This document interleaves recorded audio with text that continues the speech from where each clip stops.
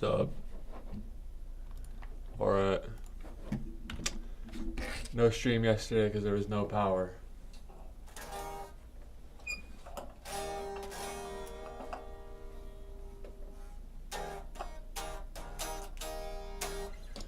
I think we got a pretty good practice routine dialed in. I think we're just gonna go through it, no nonsense. Maybe I'll put on a Joe Schmogan.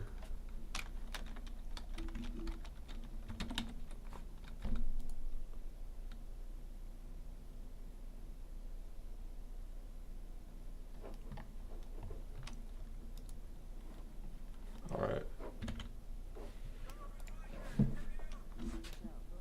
We're gonna start it up with the spider walk. I'm gonna turn Joe down a little bit. We're gonna do spider walk. And this is what I'll do. I'll do like a brief introduction and explanation of each practice step we do. And maybe at a later point I can edit together a whole video.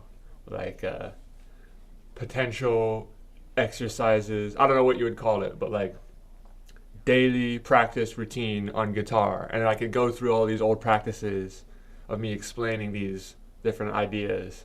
And then I could also film better videos that demonstrate them. That could be a project we can do at some point. We'd have plenty of material.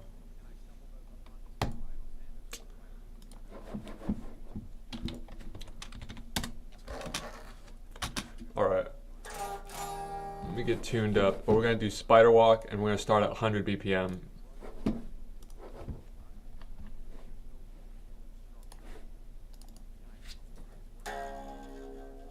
I'm way the fuck tuned down because I was doing some drop tuning shit on the song-alongs. The sing-alongs, sing-song, ching-chong.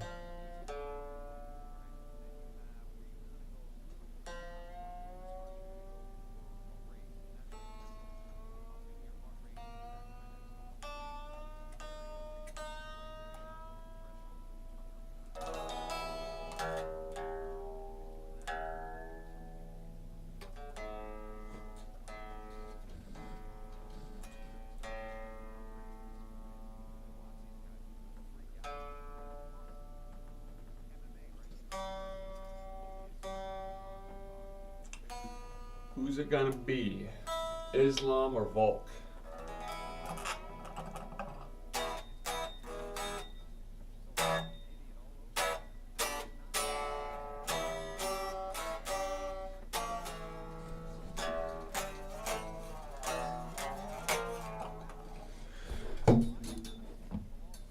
Just occurred to me that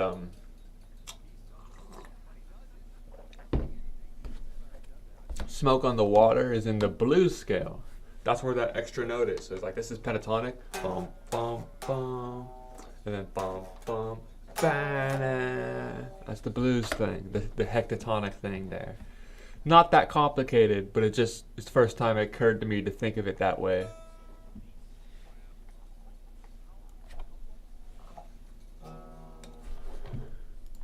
All right.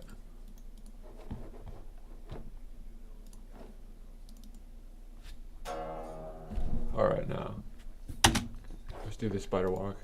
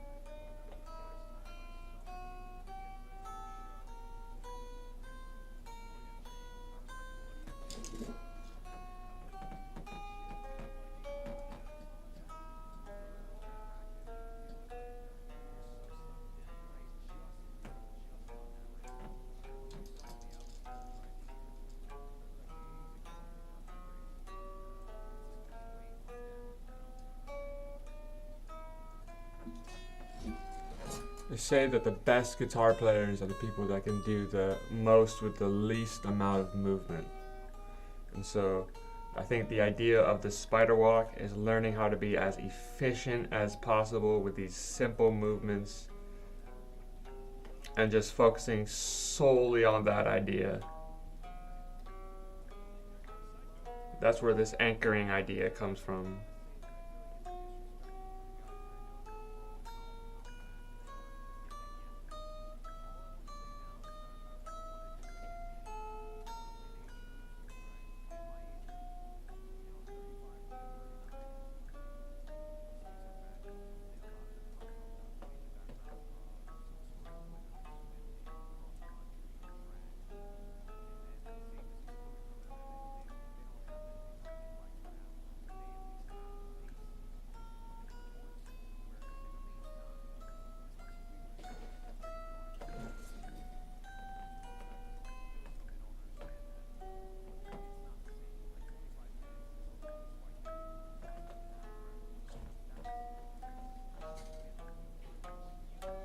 Alright, we can stop at the 15 there. We don't gotta go all the way up.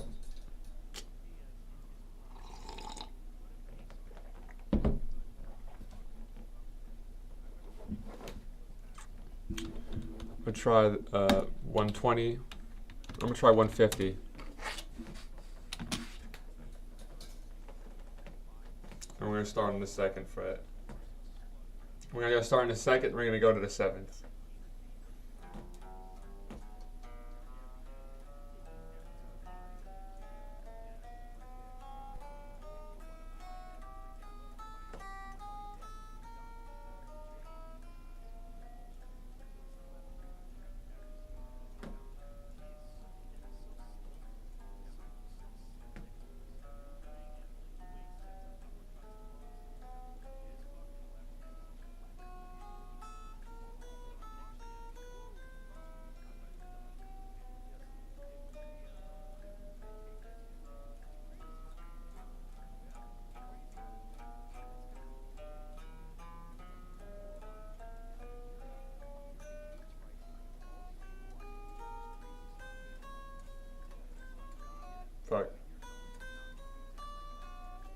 Fucked up the timing there.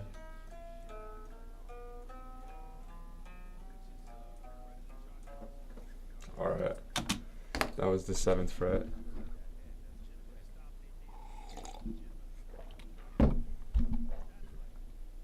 Let's try 130 BPM. We'll go down 20 since we fucked it up, and we'll do those same 5, 2 to 7.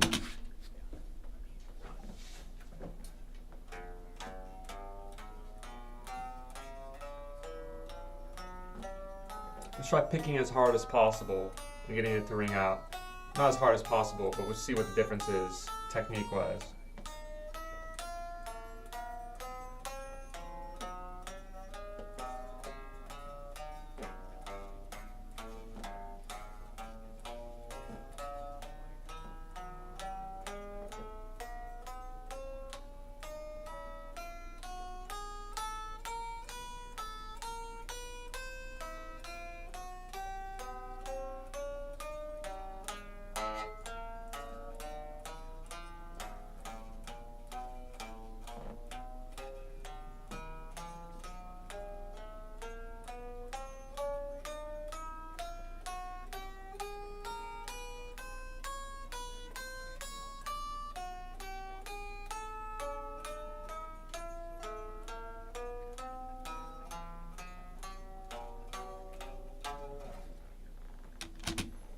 I'm gonna try 200 BPM, and then we're gonna go to the alternative spider walk.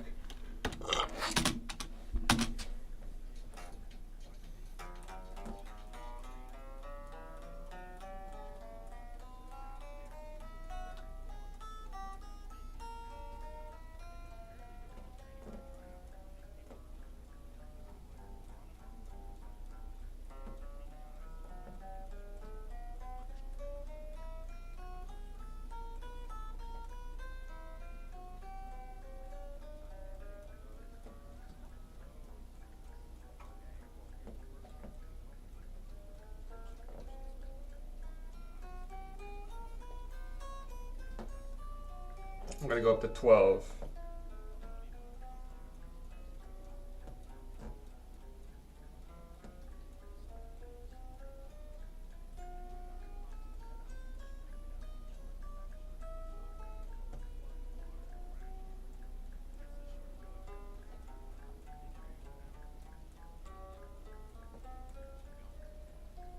How many fucked up Joe Rogan stories are there?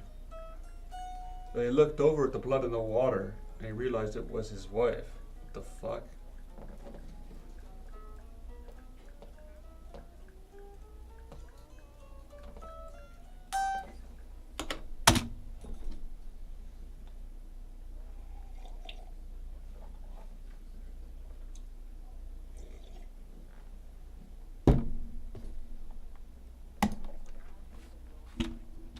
Alright, we're gonna go back down to 100 and we're gonna do the alternative spider walk. And I think the way we should do the alternative spider walk is that we just do one run of it.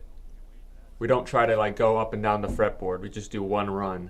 And then we try to dial in that one run. And what do I mean by one run? I mean it like this.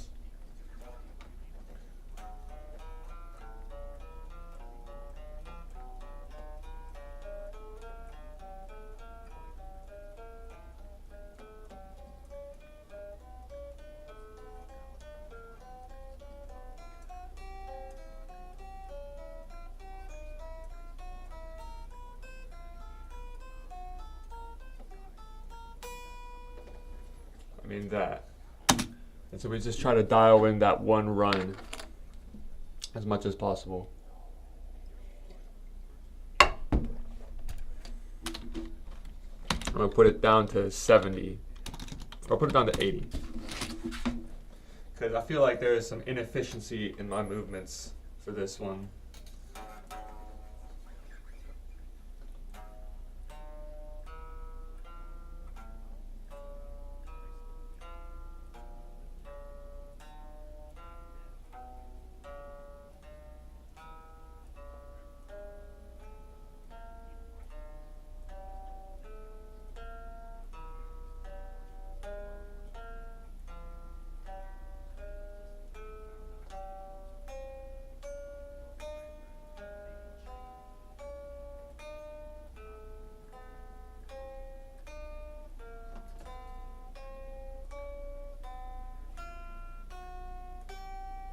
Sounds like my guitar's out of tune, but whatever.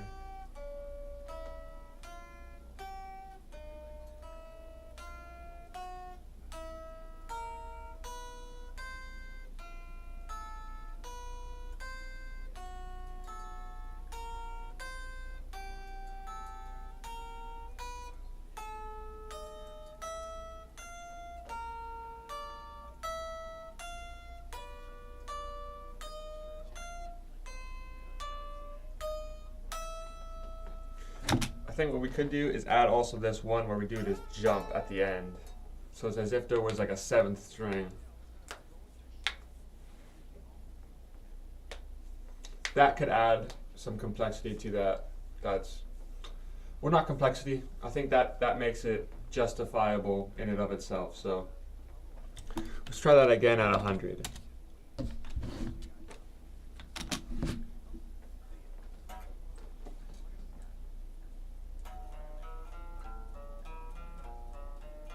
I'm actually going double speed. All right.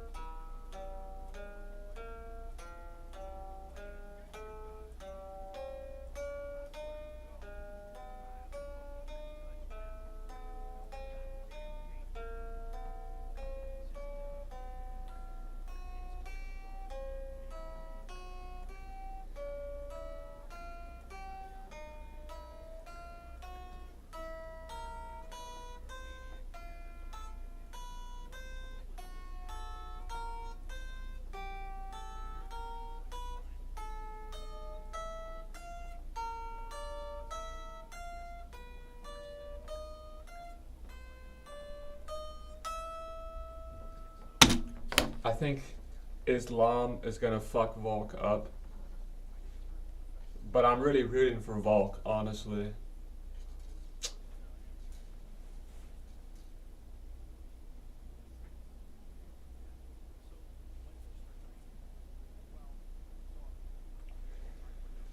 I was kind of on the Khabib Islam train for a minute, and then something about that Oliveira fight made me feel like, I don't know, I'm kind of rooting more for Oliveira.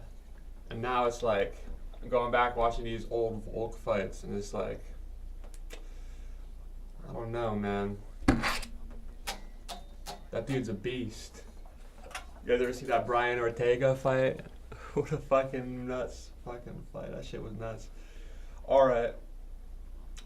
Now I'm going to do the 4-note per string metal shape, where you do the whole step, half step, whole step. And I'm going to start up at the 15 and work my way down. We're going to start at 100 BPM. We're working on stretching while also anchoring.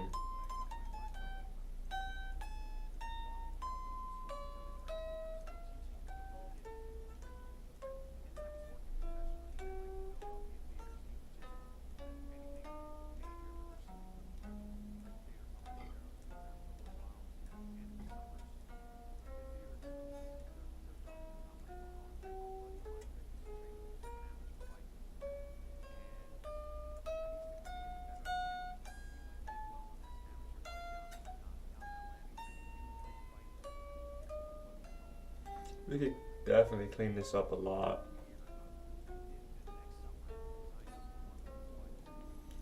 Sort of what I was saying earlier about like the great guitar players are just the most efficient with their movements. There's a lot of inefficiency. So let's just keep working on this one. I think this is a good practice, especially because I'm trying to get into more of these 4-note per string shapes. So it just helps to get used to like making the 4-note per string stretch more subconscious, because I used to do 3-note per string, or just playing like the plain old boring box.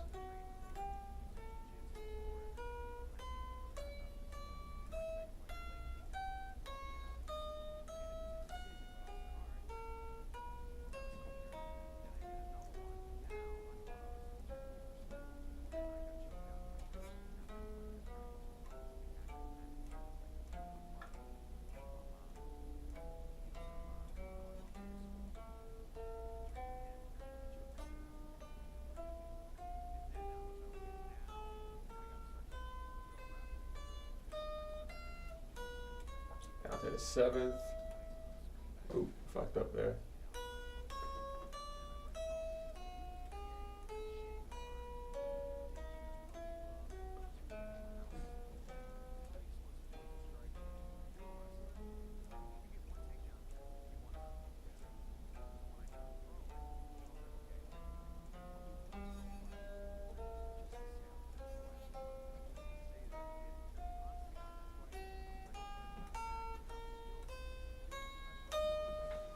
Yeah, my anchoring is not working today. I'm losing the anchoring at the 7th. Let's try this.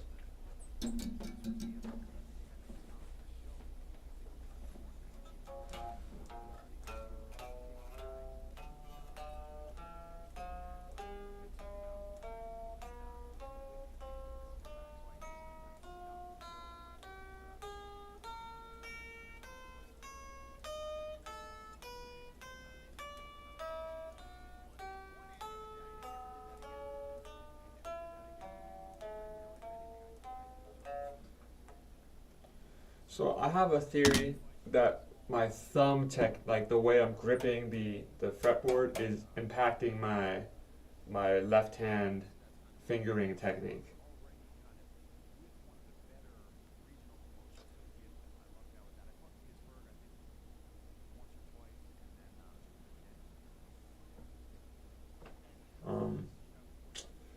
Because it seems like it's definitely how I'm gripping the neck, that affects my capability of the stretching and whether or not my fingers start burning while I'm stretching. And so we could try and watch a good Bernth about that. I know he talks a lot about your your gripping hand and all those little details like that. But I'm just gonna just mess around with it myself for a second. So it's like if I go over, I can't really reach that well. If I go like this, I can reach, but then I'm like putting weird pressure on the in areas that shouldn't be pressured.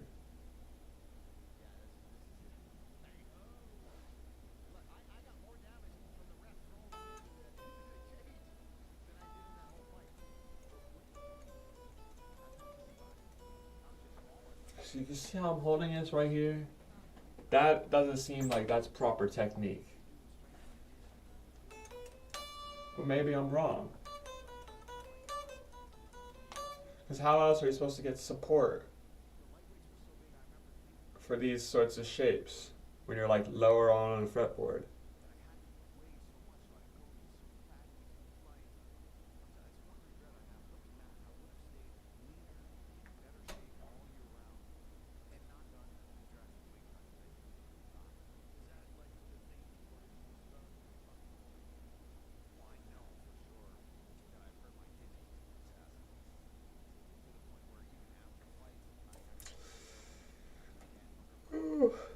Alright, let's pick it up from the 7 and see what we can do if we just think very hard about this gripping technique.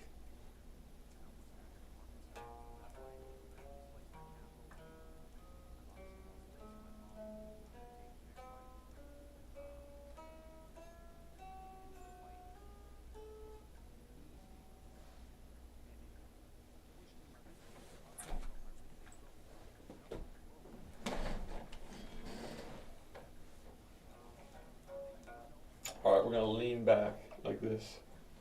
So we could, like, we're emulating standing up.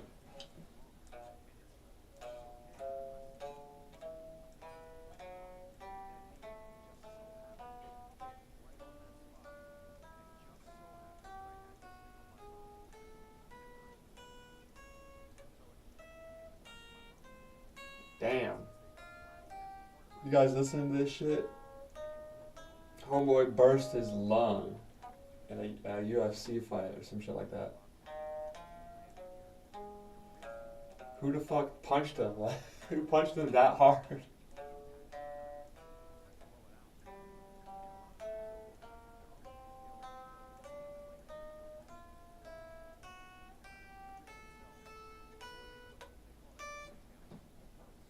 Alright. Let's pick it up from the 5th. Let's just focus really hard on this problem area, and see how far we can work on our technique and see if that can like open up any new stretching capability. All right, let's work our way down from the 5th.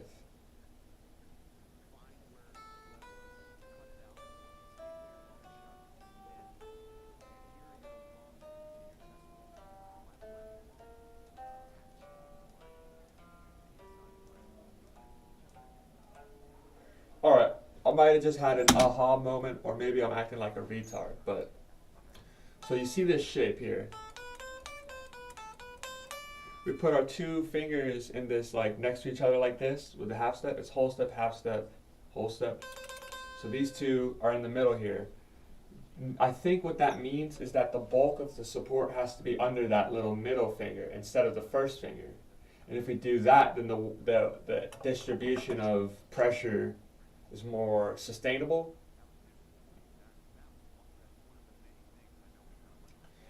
That seems like that's some higher level shit right there. But that felt right. Something about that felt right. So I'm gonna try think whenever I do that shape, let's see how it's like if I put the pressure in the middle.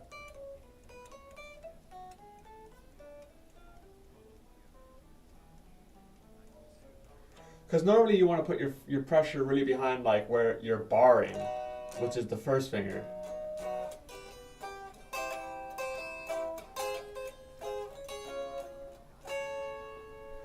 But But for this metal shape, we got the bulk of the pressure is in the middle here. With these two, with the second and the ring finger, the middle and the ring finger. Or is that the index? Which one is that? Index is the pointer finger, right? So it's the middle and the ring finger.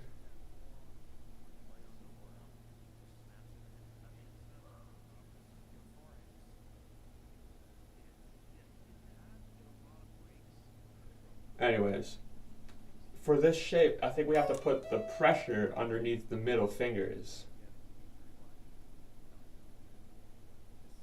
And then all of a sudden, you can like, your fingers aren't going to hurt as much anymore. So I've been putting my pressure on the first finger, because that's just kind of like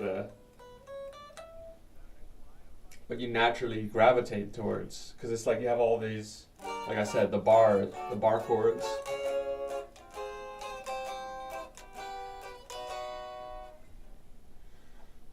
Let's try that out then.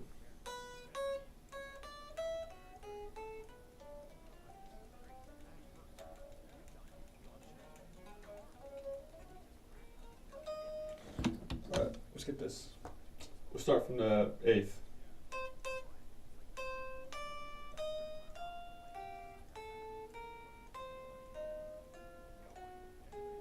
I'd also thought maybe if we sped it up, then I wouldn't be holding my fingers down long enough for them to start hurting. But then it might give us an excuse to have poorer technique.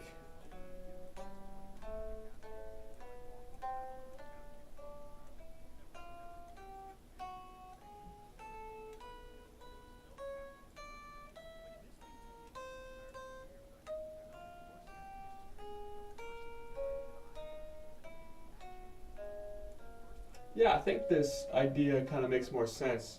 It still kind of hurts a little bit on the thumb, but I think getting more relief on the top fingers. The thumb hurts still, but these fingers can stretch easier.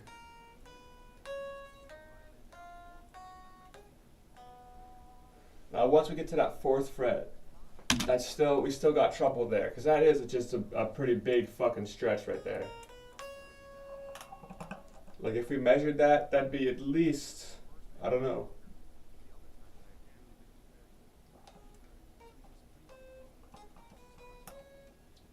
That's like an 8-inch stretch there for fingers, and you have to hold down the pressure. Maybe even like more.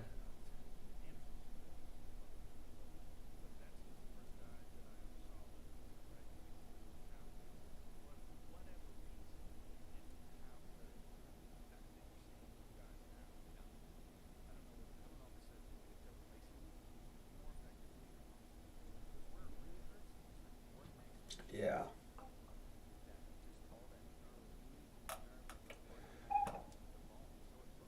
I wonder, do like great guitar players, do they get like hand massages?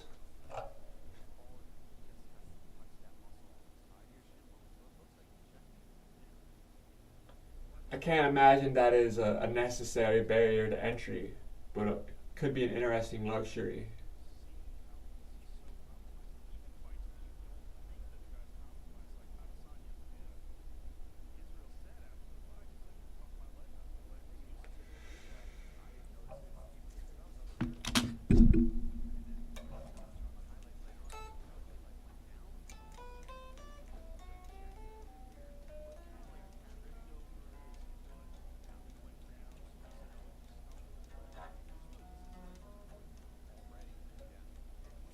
So I think if we just anticipate that we're going to be holding this pinky down and then put a lot of pressure or kind of orient it, like normally you orient your picking from the first finger. But what happens if we orient it from the pinky?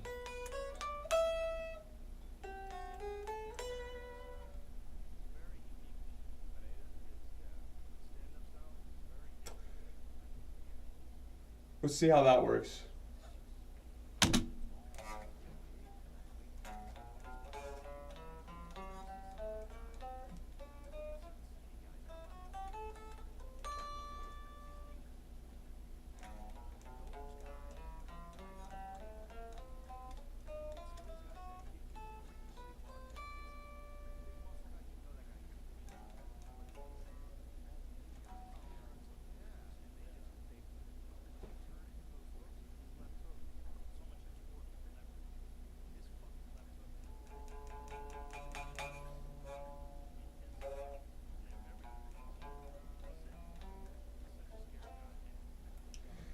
fundamentally, I feel like just this, my pinky finger,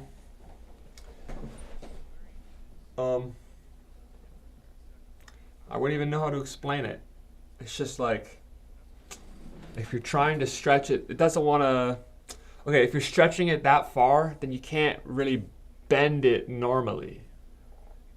It's stretched so far that like it only bends at the not the knuckle. You know what I mean? Like it bends at like the second knuckle.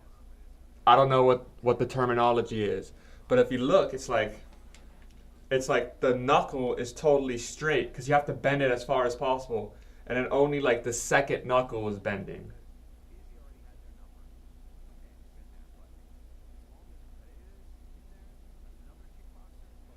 So, is it like what? How do I solve that? Does it need to be solved? Is that just what happens when you stretch your pinky that far?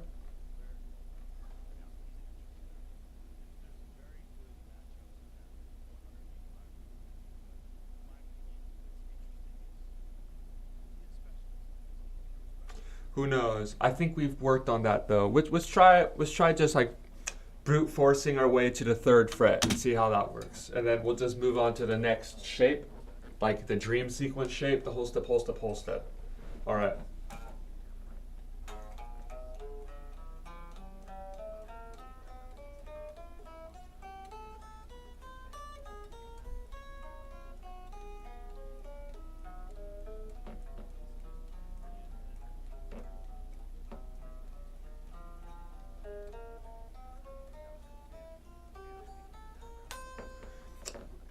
That wasn't terrible.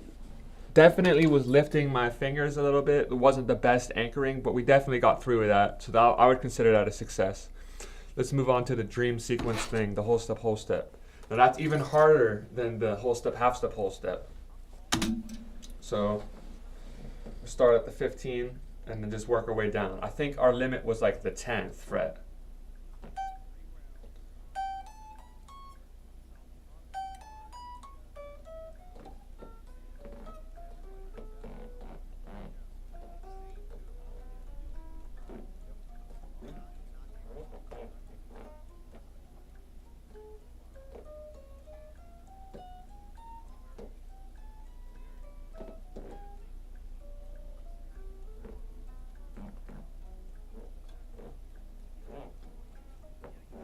It's tough, man. That shit's tough.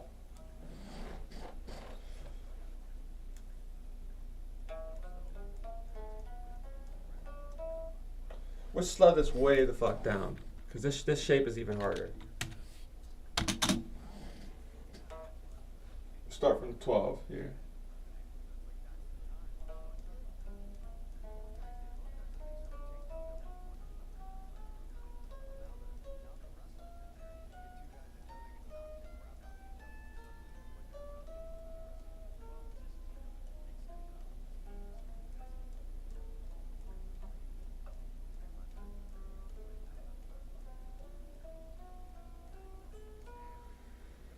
And it's so weird, like, cause look at this. You're stretching so far that the frets that your first and second finger are on are much further apart than the frets that your third and fourth finger are on. That's so weird, because it's such a big shape that literally as the shape progresses, the frets get wider.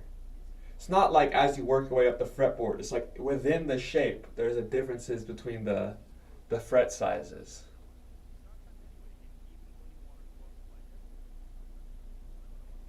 All right, let's try working on that from 12.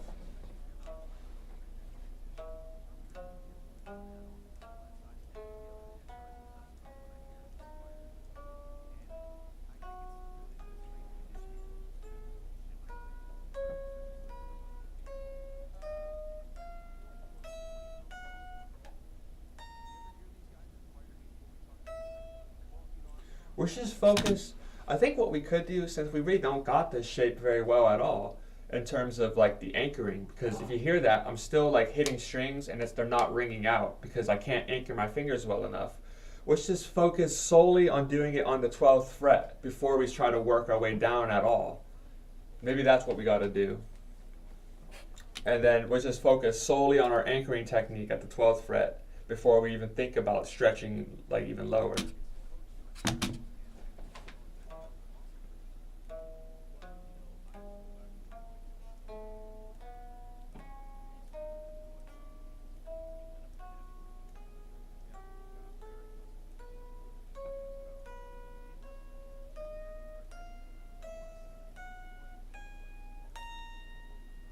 All right, we're starting back down.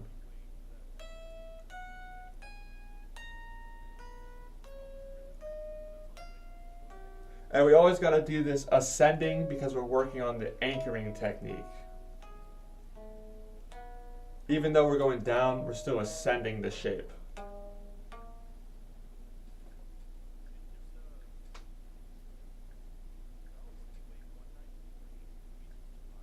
All right, again.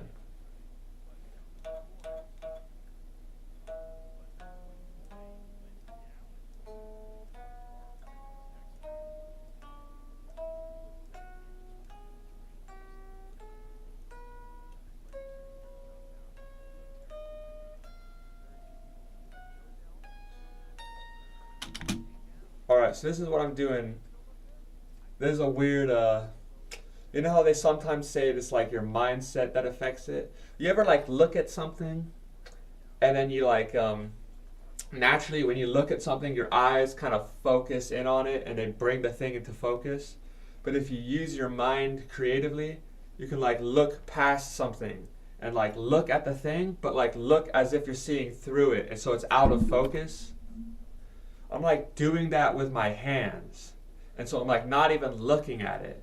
I'm just like looking past my hands. And for some reason that makes it more doable. I don't even know how that makes any sense at all.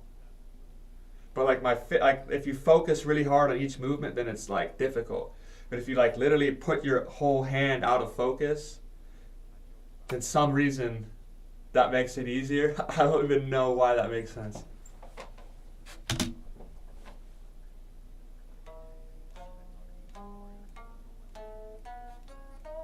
All right, let's do this.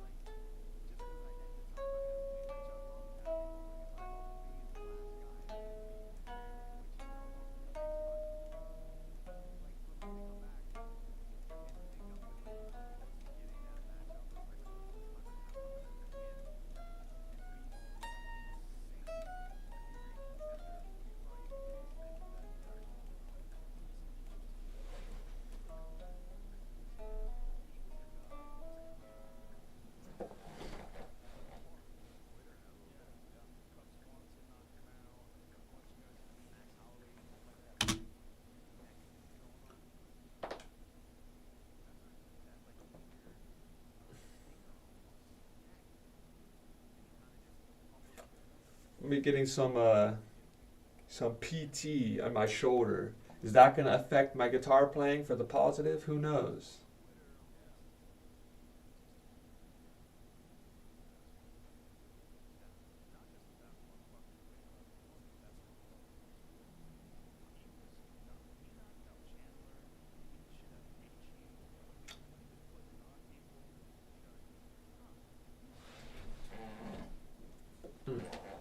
All right, let's try this again.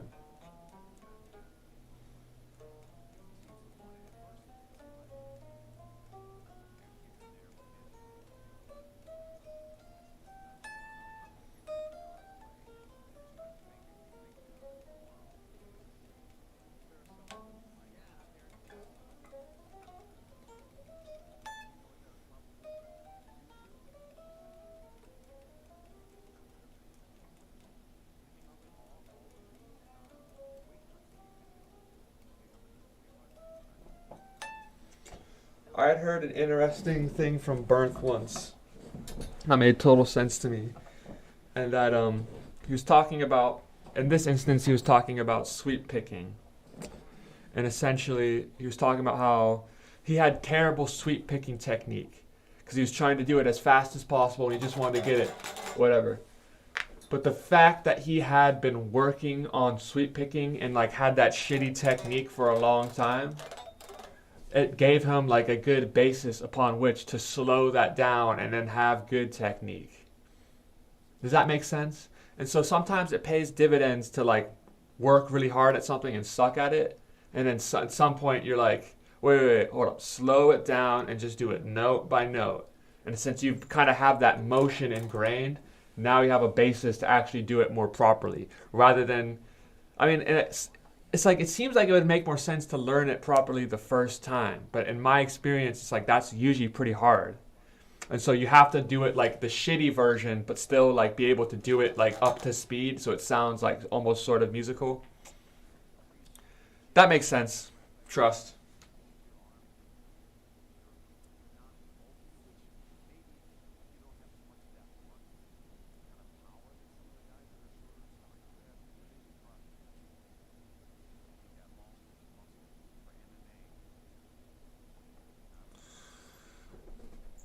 See, maybe is this why they do the devil hand stuff? Like you see this? It's like when you do all the stretching with your fingers, it makes you want to like do like the rock and roll devil horns. Yeah, because you're just so used to stretching your pinky and like your finger like that. Is that where that comes from? Yeah. The you know what I'm talking about? The devil horns. You see this?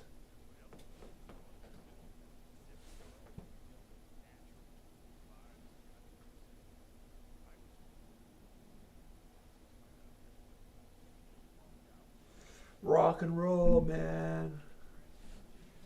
Is that why that's rock and roll? Is because like they had all these metal people doing all these big stretches with their pinkies and their fingers, and then they go, yeah.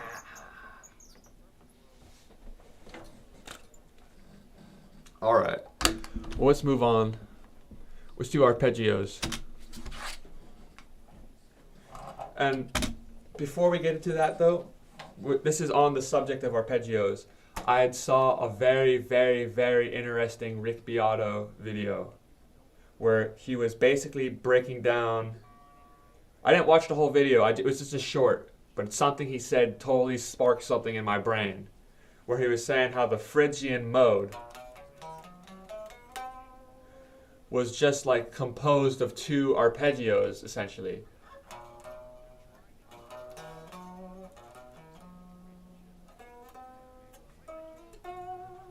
And so there's two four-note arpeggios that the Phrygian mode is built out of.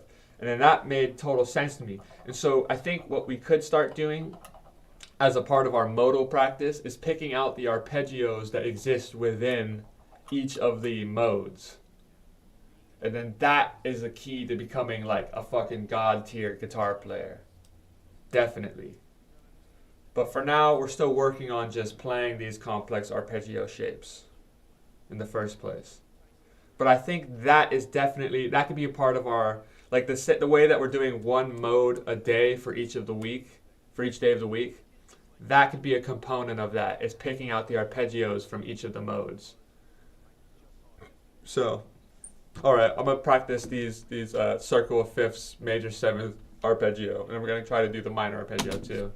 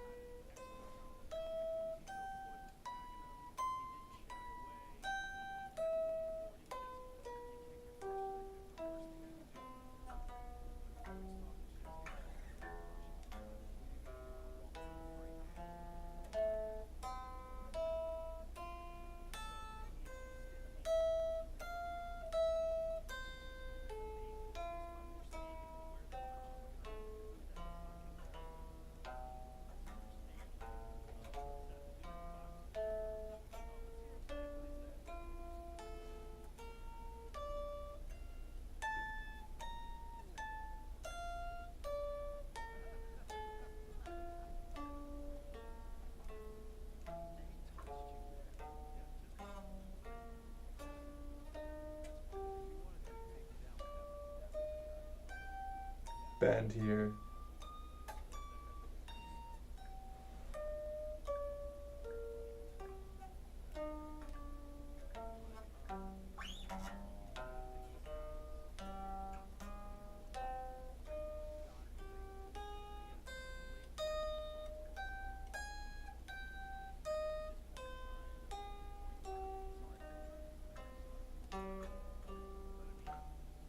D flat.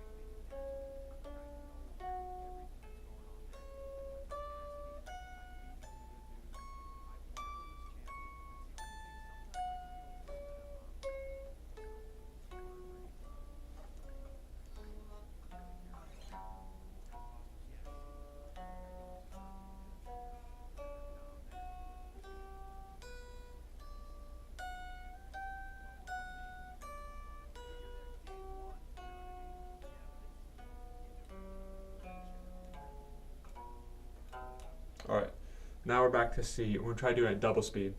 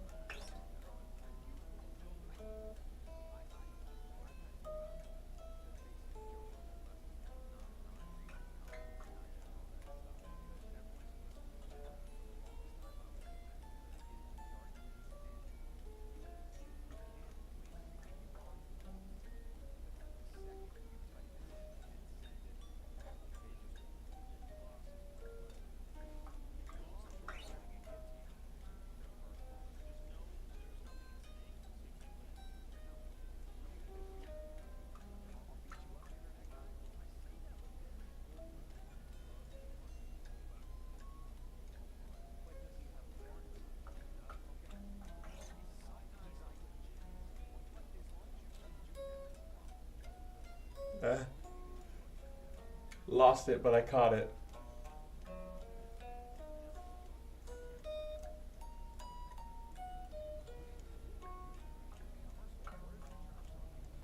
Oops.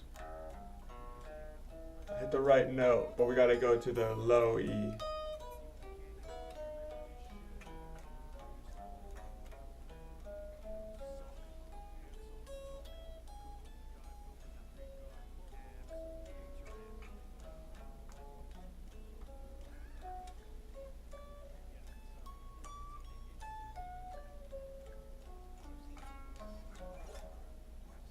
G. Here's the last one, and then back to C. We're gonna loop it around.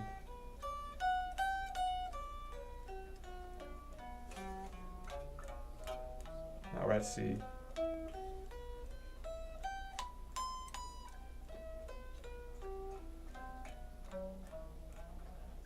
Oops.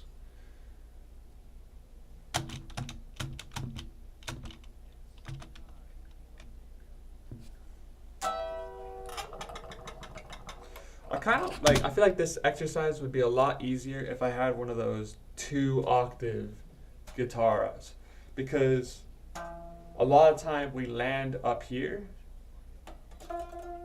but we can't really use those notes, because I would love to play the shape right here,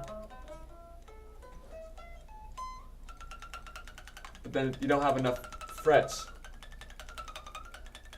so we have to like go back down here instead.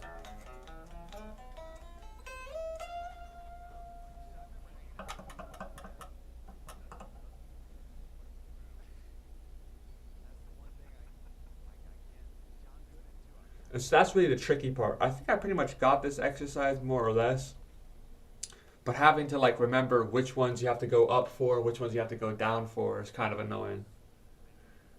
So let's just keep working on it.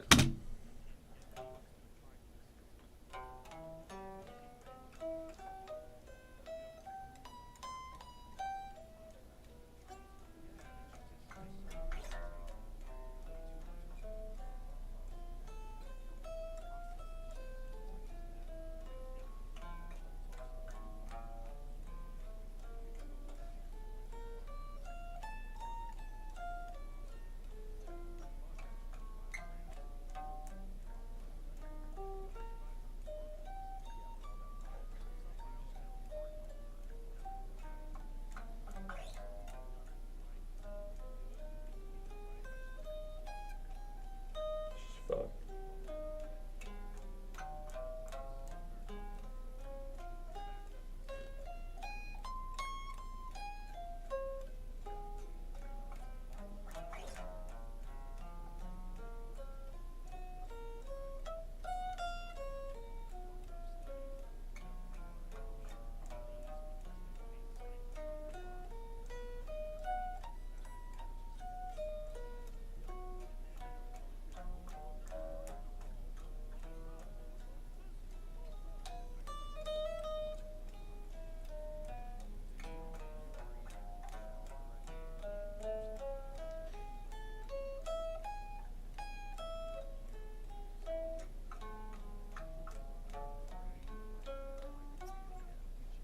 Wow.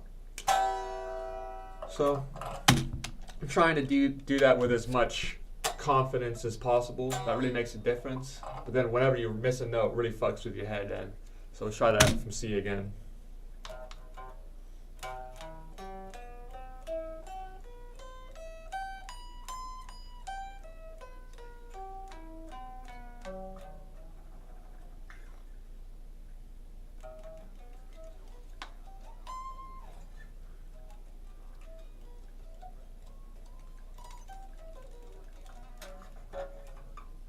All right, let's do it.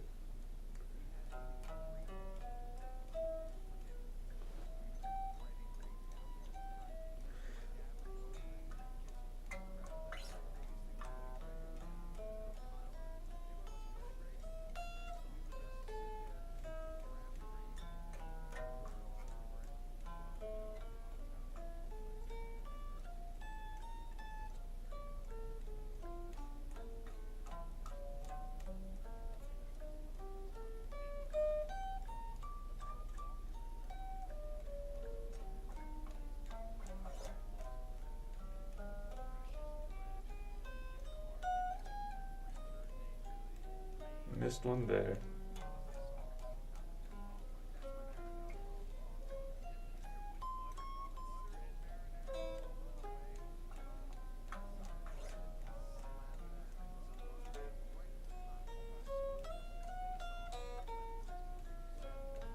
Oh, really shit in the bed. Alright, so I think we don't want to over practice the same idea because then you just start fucking it up when you got it right the first place.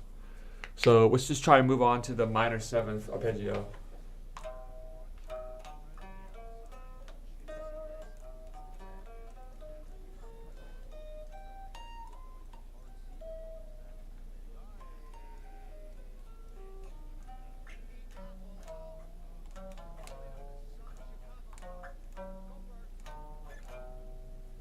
Alright, let's get this.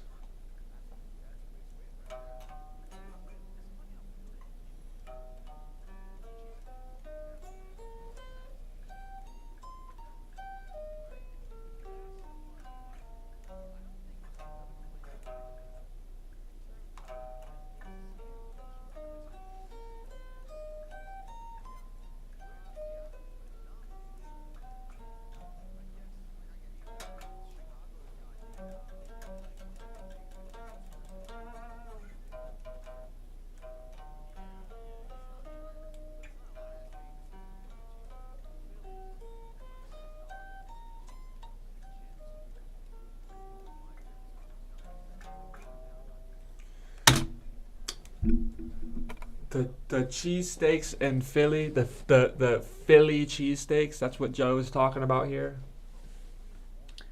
I've been to Philadelphia. The cheesesteaks in Philadelphia suck. They're better in San Francisco. I'll say it.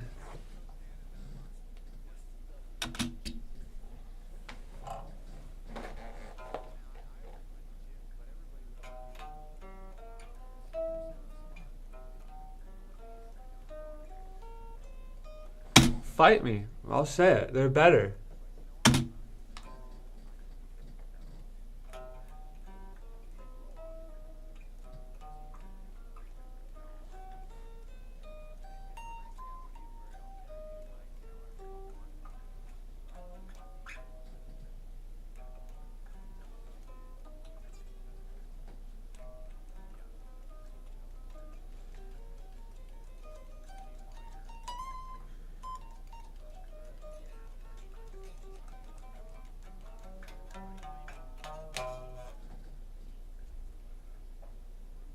Alright, let's do it.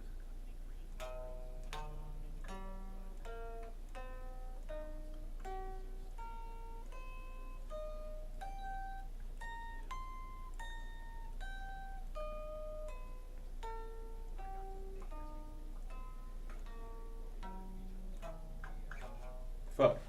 It's 11. That's right, so there's a triple gap here. It's kind of weird. It's an odd placement of that. I kind of forget about it each time. We almost had it. Let's try it.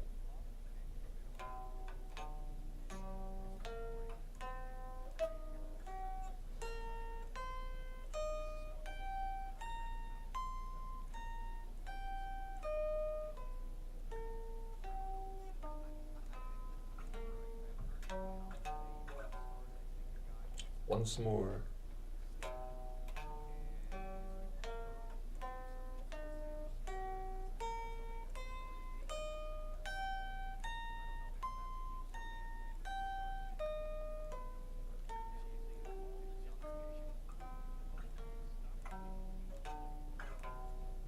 Alright, let's try it at double speed.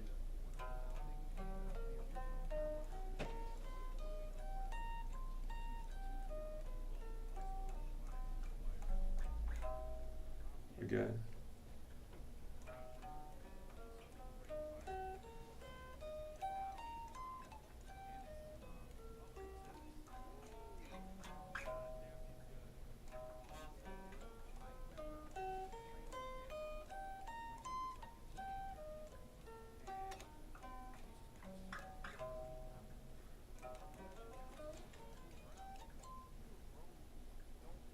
Alright. So, I'll pull up that video again of the arpeggio practice.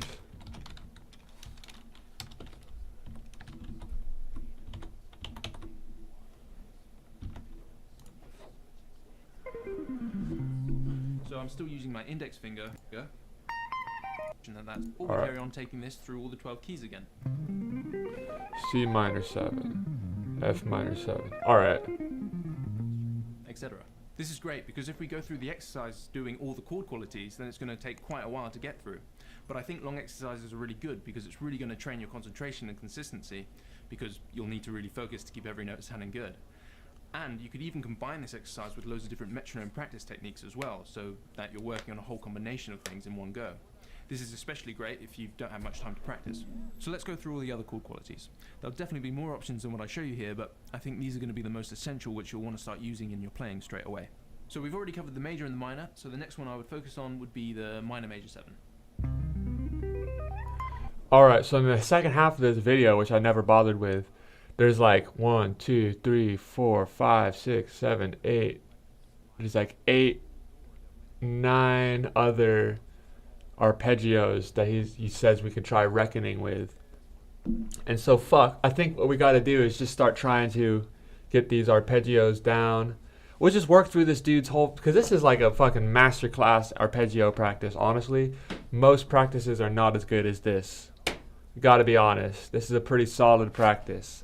if we can, okay, so we got the major 7 and the minor 7. If we see if we get the minor major 7, the major 7 sharp 5, major 7 flat 5, dominant 7 beat flat 5, sharp 5, sus 4 5. If we got all of that, the diminished major 7, the diminished 7 fully diminished, if we got all of that, that's a lot of tools in our arsenal. And I also think that's probably a lot of those arpeggios. When I was talking earlier about how the modes contain certain arpeggios, like there's arpeggios within the Phrygian mode that are, it's like a root, flat second, whatever the fuck. They have a bunch of arpeggios within the thing. I imagine a lot of them are contained in here, and so let's try working on doing that minor 7 arpeggio we just got down, and try doing that through the circle of fourths too. And I think that's going to take a little bit of time. But each one we learn, we're going to be able to learn it quickly because there's an aggregate of skills that we're adapting. So let's try this real slow. I'll put it down to 60. It's already slow. It's at 80, but let's just like go like retard slow.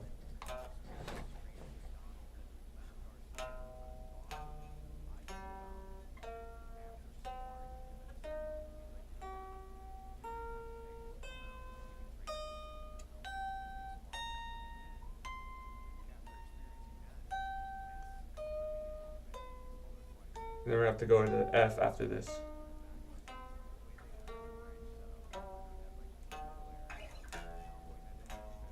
Oops. Start doing the major arpeggio.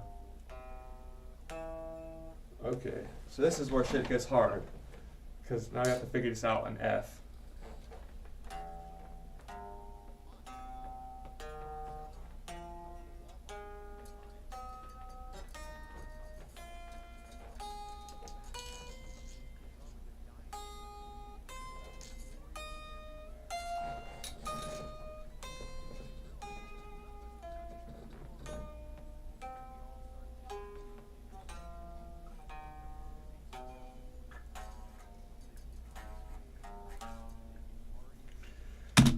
All right. Let's forget about the metronome for now. Let's just figure these out.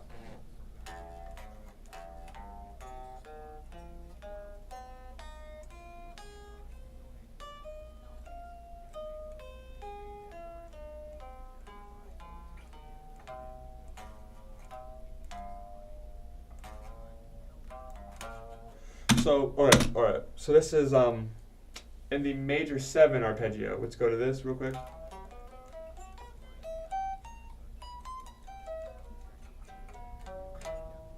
What happens is that we stop on the note that's a half step below the note that we want to go to next. So bum, bum, bum, bum, bum, bum, bum, bum, and then we go. In the minor 7, we stop a whole step below. That's a good little detail. So let's go through this. Let's try it.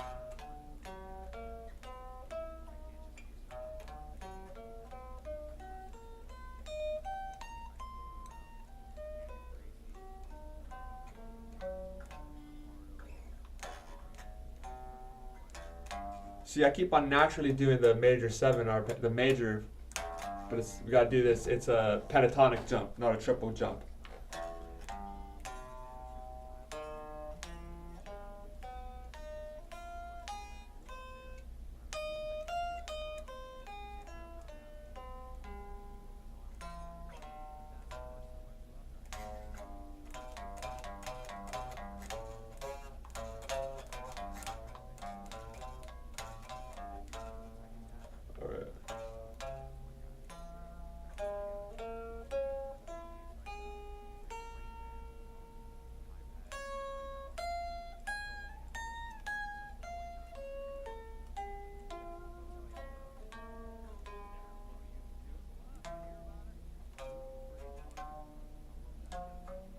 Alright, so let's see. I don't know. I might need to use a bend because I needed the bend in the previous one, but let's see how this works out. For the E flat.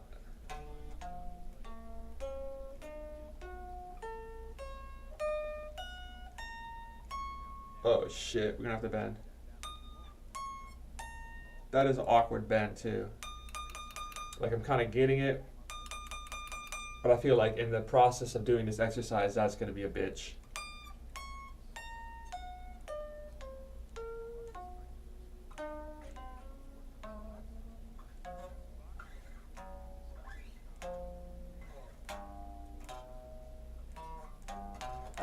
I keep on doing the I guess I could call that a major third. I keep on doing this major third. It's supposed to be a minor third. Because you do the major third in the C7 major shape, but we're doing C7 minor. Okay, Captain Obvious.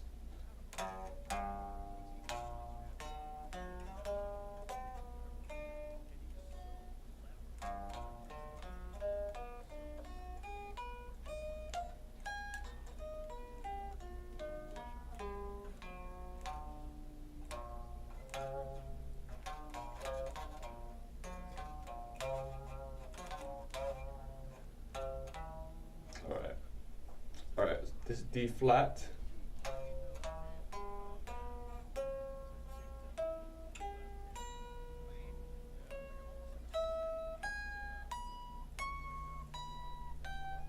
So yeah, also the notes, the high note is still the same, relatively, but the way we reach that high note is different in the minor and the major.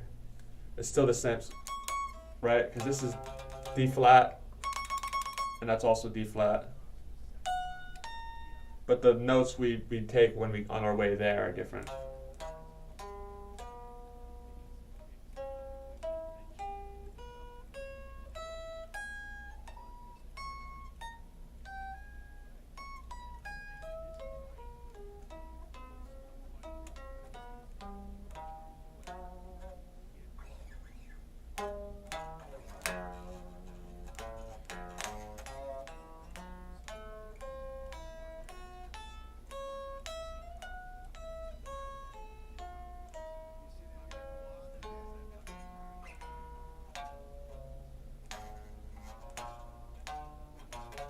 Like I keep on wanting to switch to a major. Like it just sounds cool though.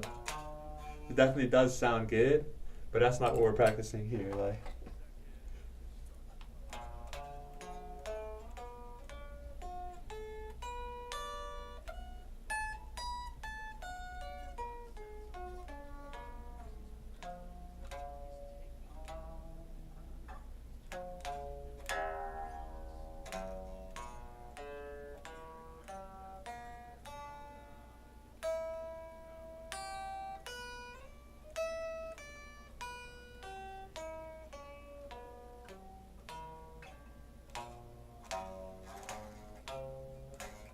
Fuck. I literally do it every time I go to major.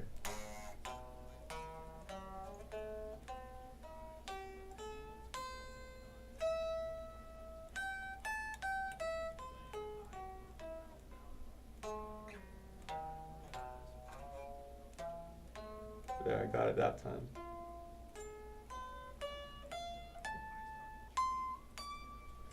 And it's funny because even D, since it's all the same low and high notes, D also fits really snugly too. So I guess we should make a note that no matter what arpeggio we're doing, if it's D, it's gonna fit real snugly. If it's E flat, it's gonna have to have that bend at the end. And if it's E, we have to remember to play the low E instead because we're not gonna be able to fit it.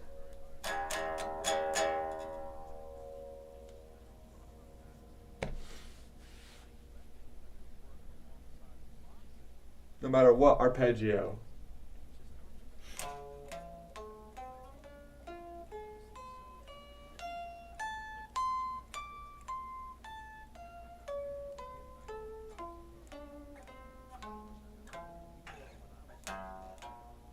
Fuck.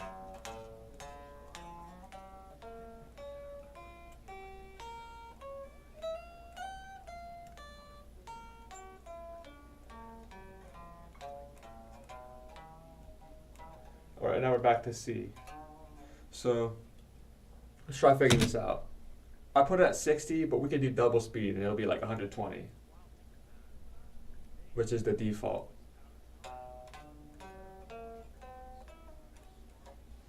Yikes.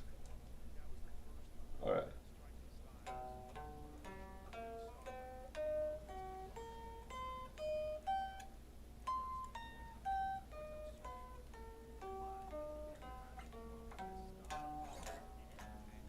Dude, every single time I go down, I go right into major because it's just, that's what I've just been practicing for too long. So we're gonna have to find a way to unlearn that, which is a shame.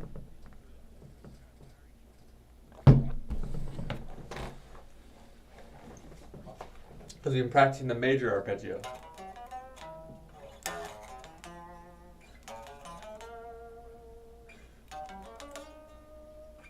So we could probably just try to do the first 4 notes of the arpeggio for each of the circle of fourths instead of doing the whole fucking massive repeating shape. And maybe we can ingrain that.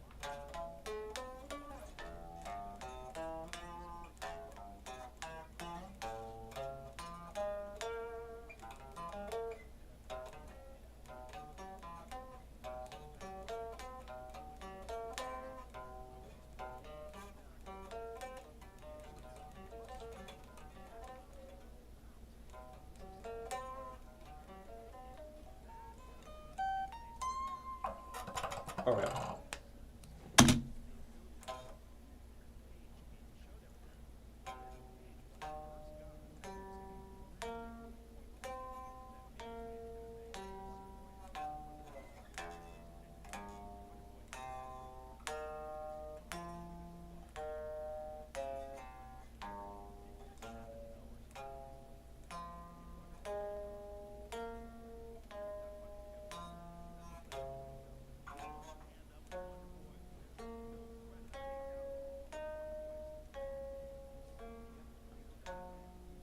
Fuck. Where is it now? A flat?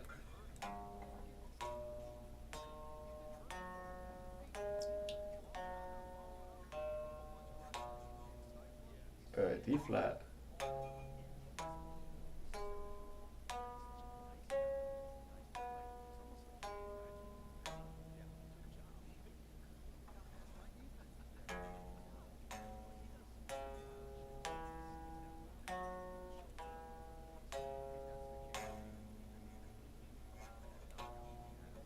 It's just too slow for me. I don't need the metronome. We're just gonna do this.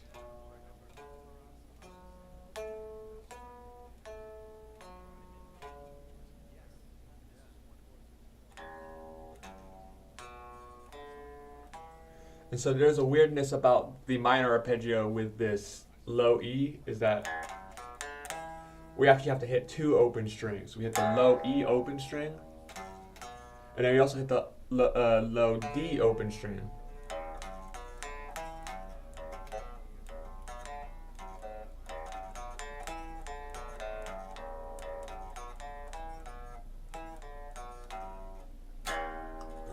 Alright, and then E to A.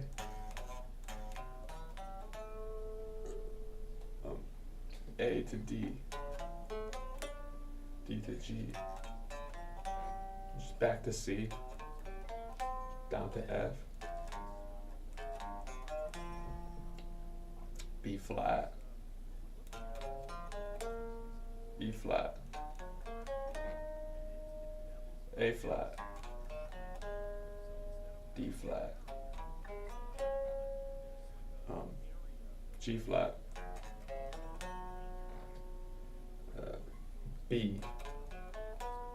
E. A. D. G. C. F. B flat. E flat. A flat. D flat.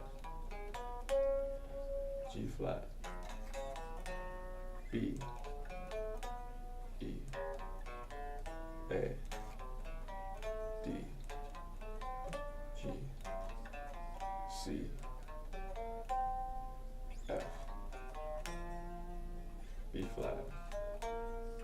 flat, A flat, D flat, G flat, B, E, A, D, G, C, F, B flat, E flat, A flat, E flat, B flat, B, A, D, E.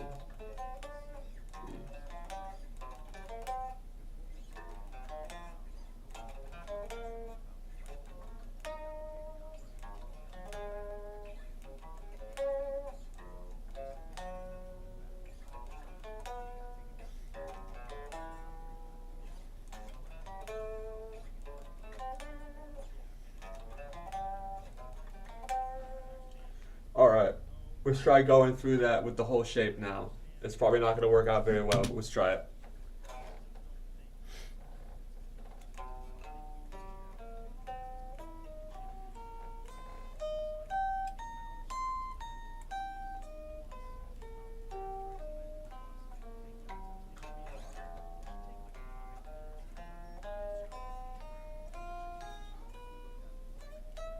Yikes.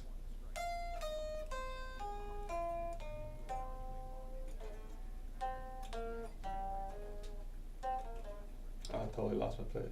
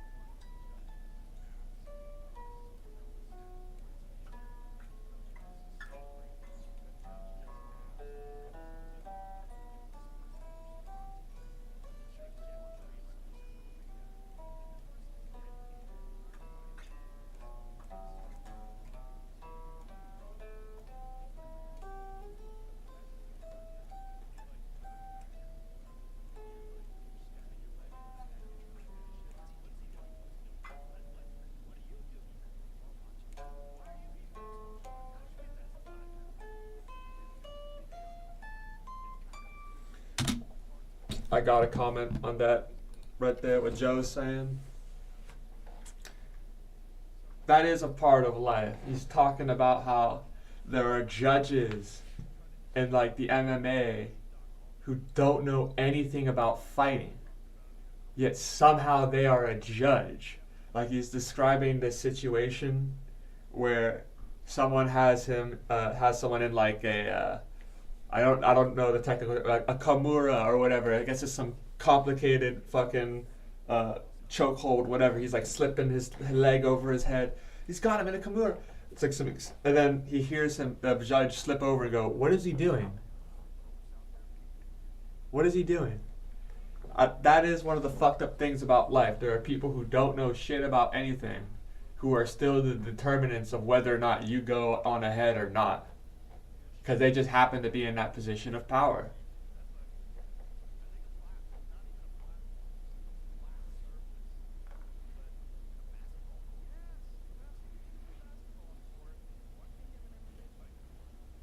What is he doing? What is he doing? At least he's trying. But it's like, why is that dude one of the judges? Like, what is he doing?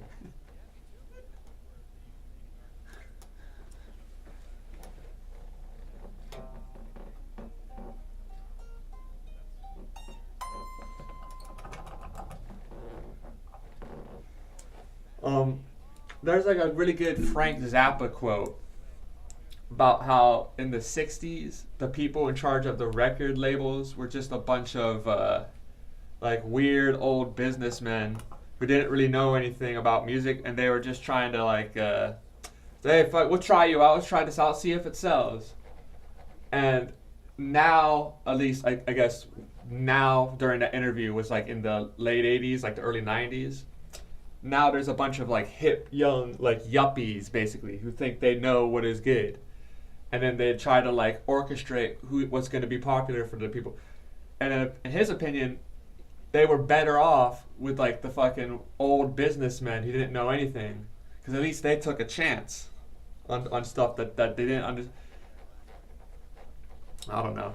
Maybe that's related in an abstract way.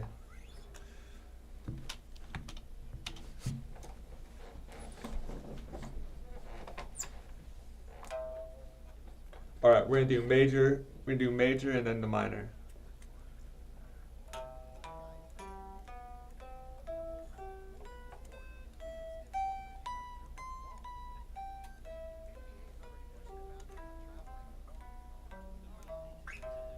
Minor.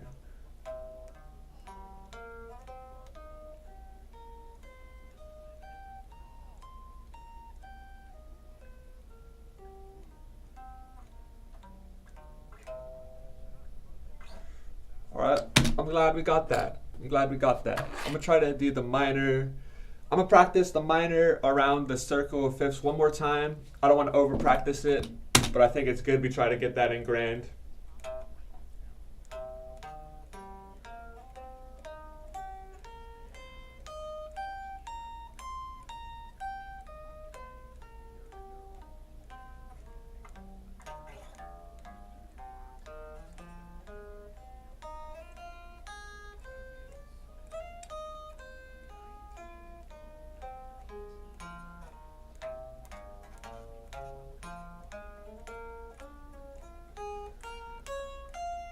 It's okay if it's a little sloppy. We're just gonna keep going. Fuck. Ah, too sloppy.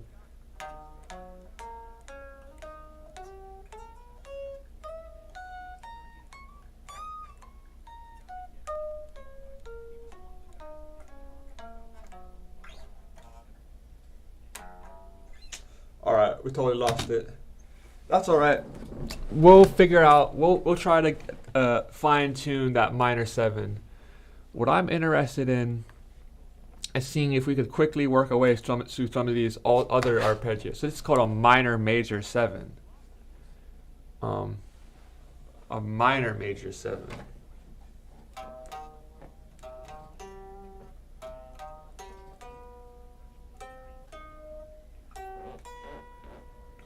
So let's think about what are the 4 notes in this.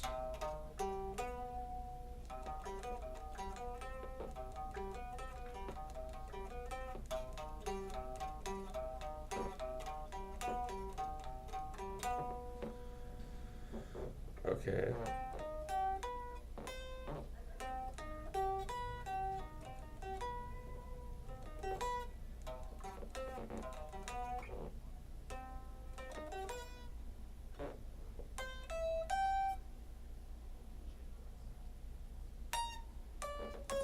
Hold up.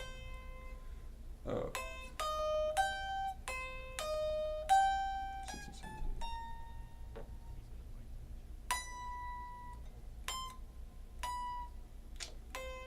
That's a weird one.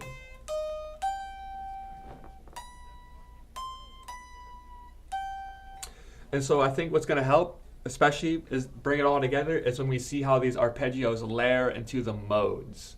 So we'll just keep practicing these arpeggios like they're a separate thing for now. And then when we do our modal practice, we'll start seeing how they layer into them.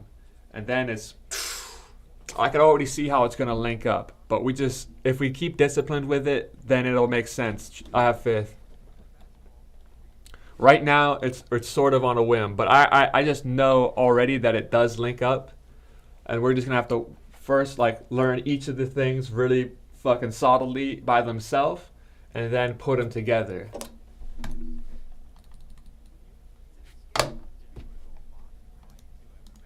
So let's just move on to our modal practice. So I think we were doing Dorian, but we skipped a day. I don't feel like we need to skip a mode. We could just go right. We could just do Phrygian because that's just right after Dorian. And then let me see if I could find this Beato video. I want to do the like the thirds, fourths, fifths, all of that. But before that, I just want to quickly find. Well, we got arpeggios in our head. Rick Beato, Phrygian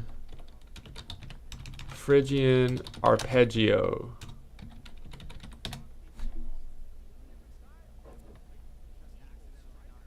And it was like a YouTube short.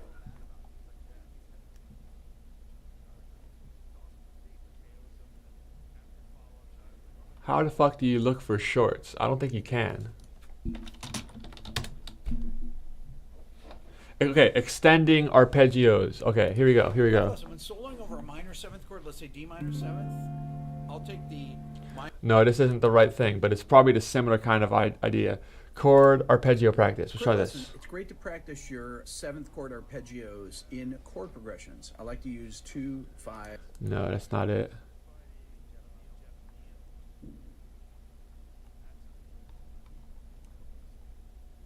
Best way to practice arpeggio is short. This looks like it's it. Quick lesson, that's a great arpeggio fingering for a C major 7 chord because it covers the entire neck. If I start here. That's not it, but he's definitely onto some shit right here.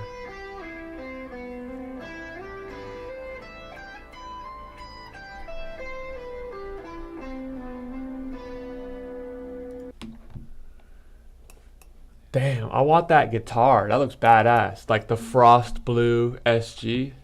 That's a fucking badass guitar.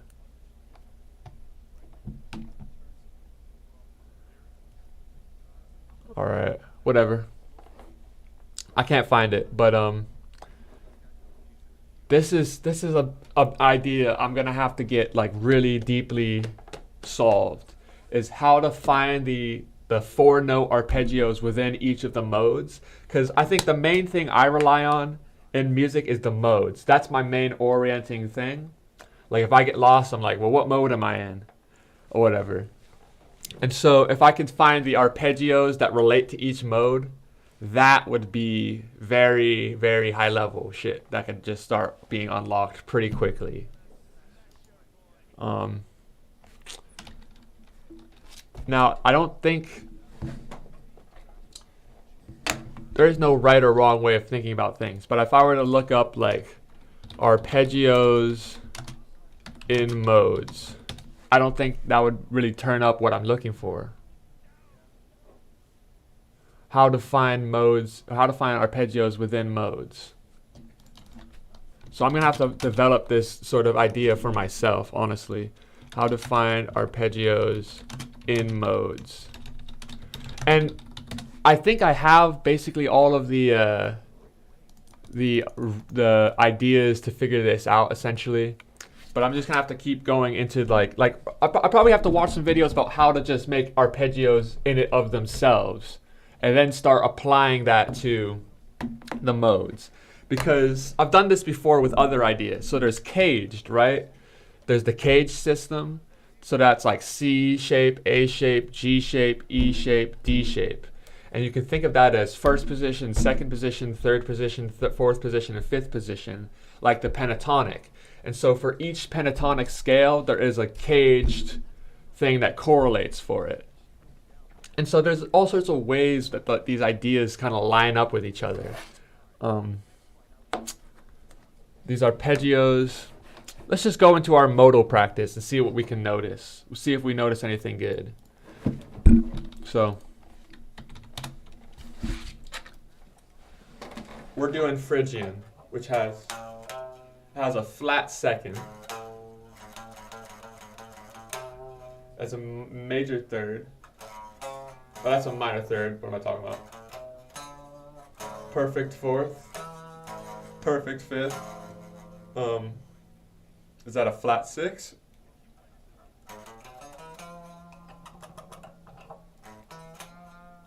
Or a minor six, a minor flat six? It could be a minor six or a flat six, that they're not mutually exclusive.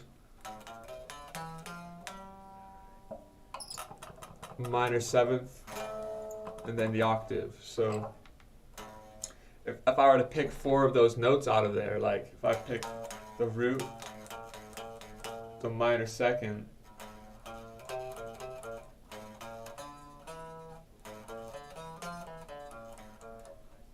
like let's say if I pick the root, the second, the fourth, the fifth, and the sixth, is that an arpeggio? Well, it is an arpeggio, but is that like a functional arpeggio? 1, 2, 3, 4, 5. That's actually a 5-note thing.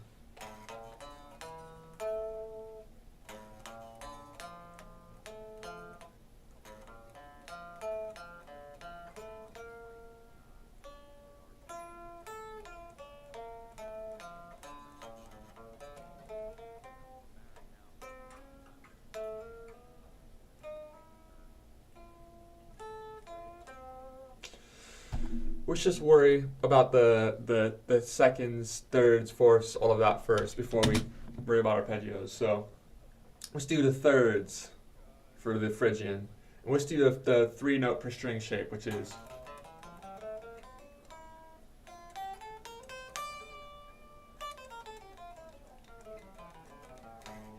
alright, so thirds.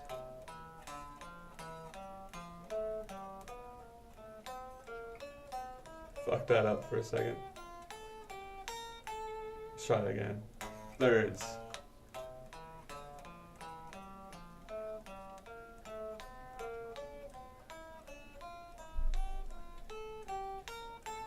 Fourths.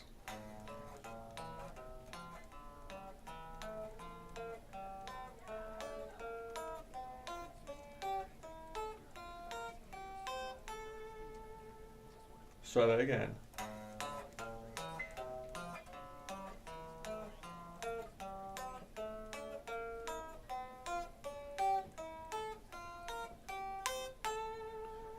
Alright, let's try the fifths now.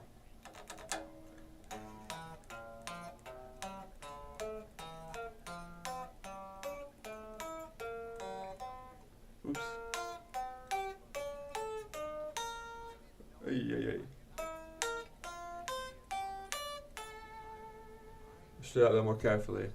I'm going to turn off this metronome because we don't really need it for this.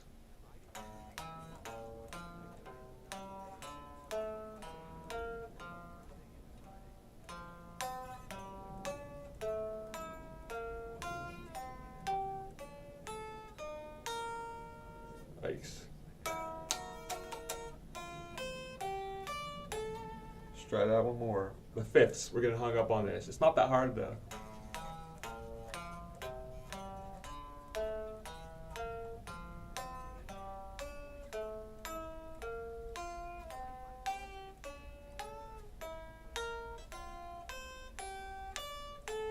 Alright, we got it that time. Let's do that once more.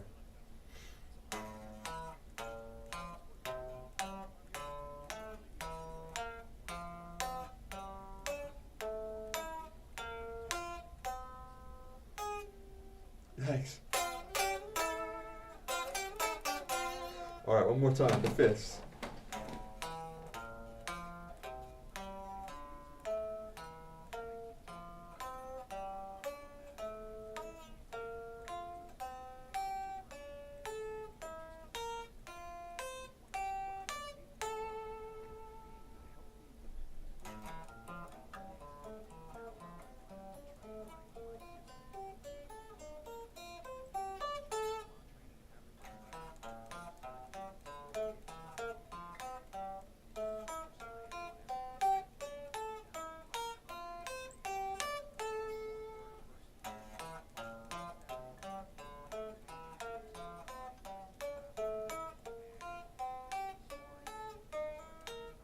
So I keep on trying to play this note right here. That is not correct.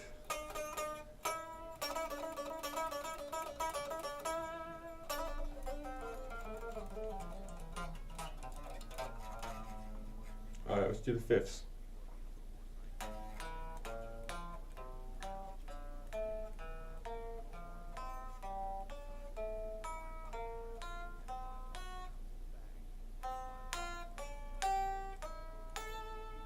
Alright, let's try that one more time. This really shouldn't be that hard. I'm just kind of brain farting, but that means, you know, we gotta practice this shit then. Because we can't afford to fart in that side of this whole brain here. Can't afford no farting.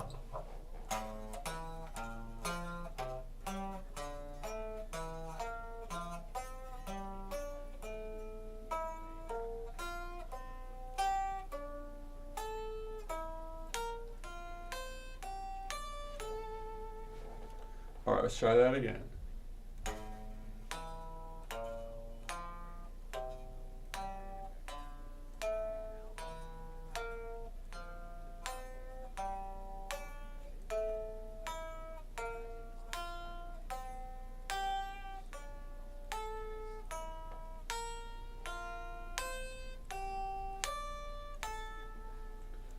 Alright, we'll do thirds.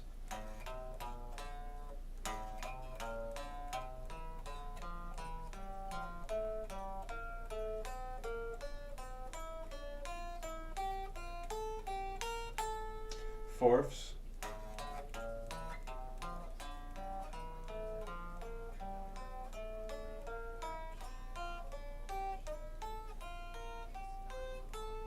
Fifths.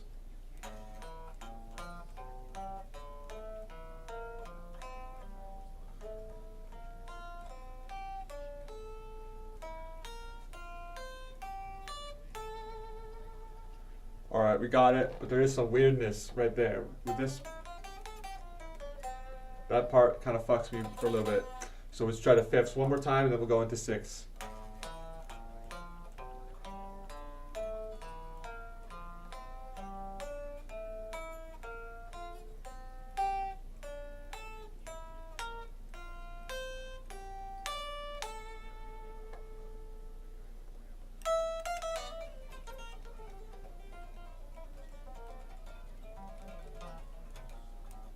Alright, sixths.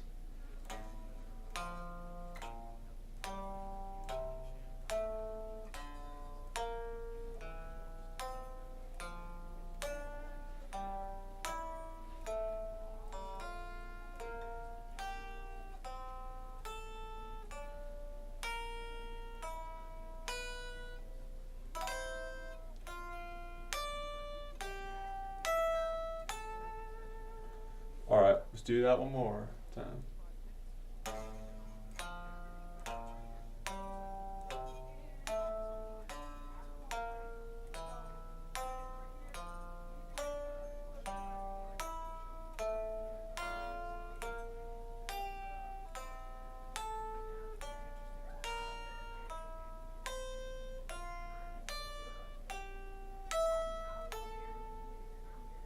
Let's do that again.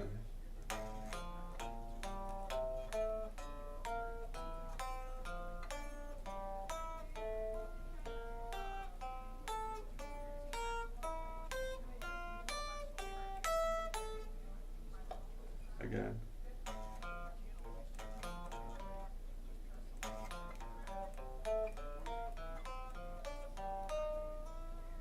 Yikes. Tried to sped it up too quickly.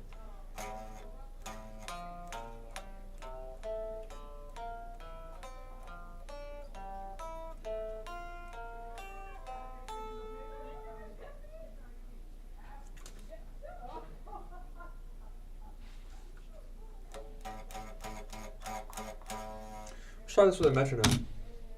We'll put it at 100.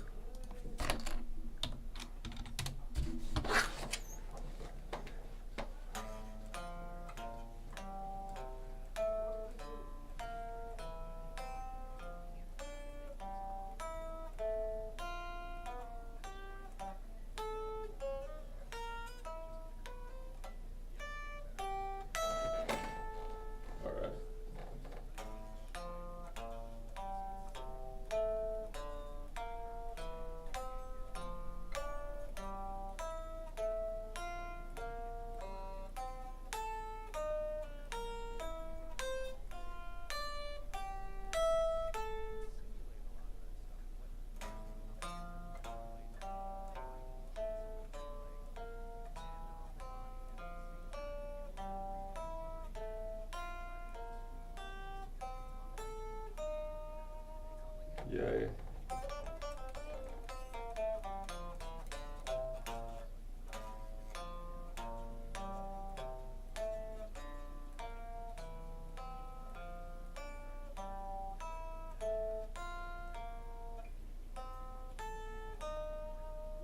Wow, I keep on playing this wrong note. This is the problem though area. Because we do, the reason why it's a problem is because we do. The problem, the pattern doesn't follow there. It's.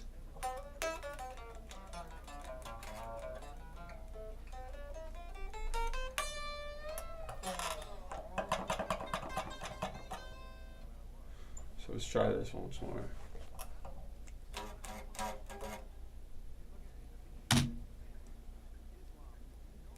Let's do thirds and we'll work our way all the way up.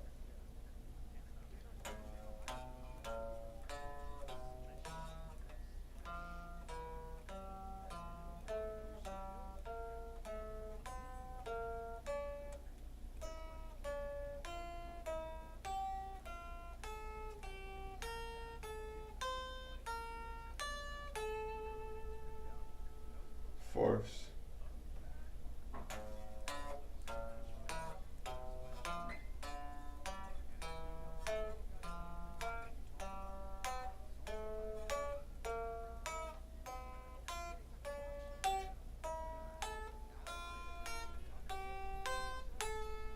Fifths.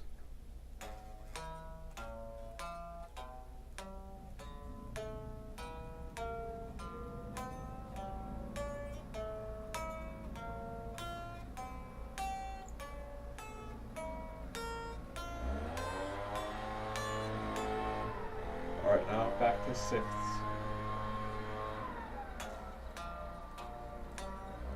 Oops.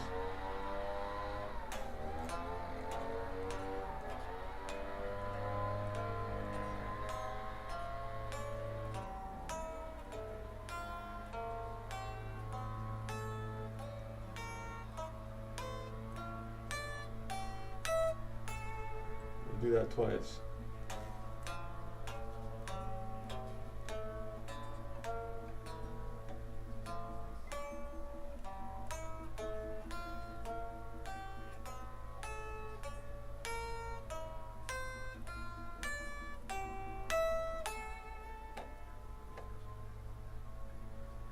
Alrighty, now we're going to try the sevenths.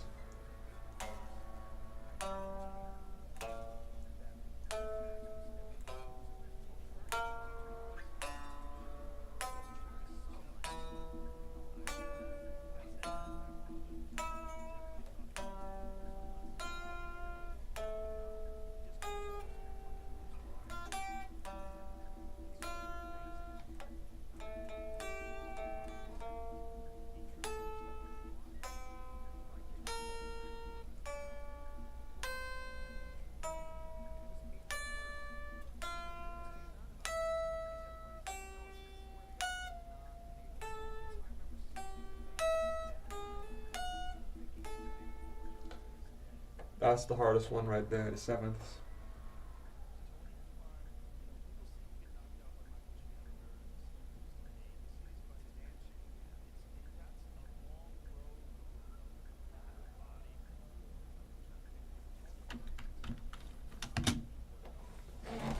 Gotta get some food in me real quick. I got these peanuts. That'll tie me over while we finish this.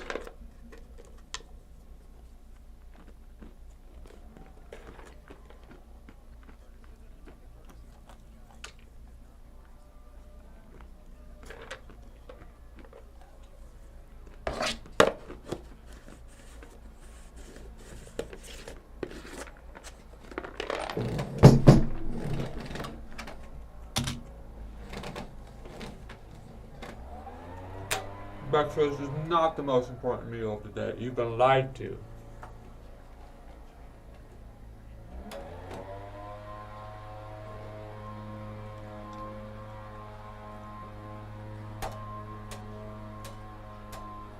Indoctrination of our nation.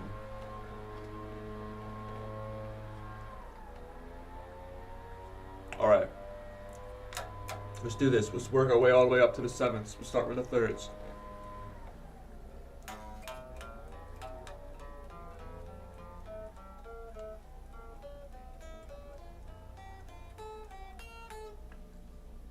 Fourths.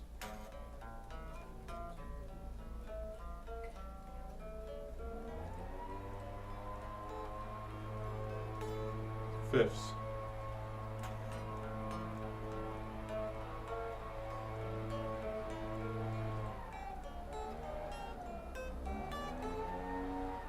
Sixths. We're gonna slow it down a little bit. Hold up.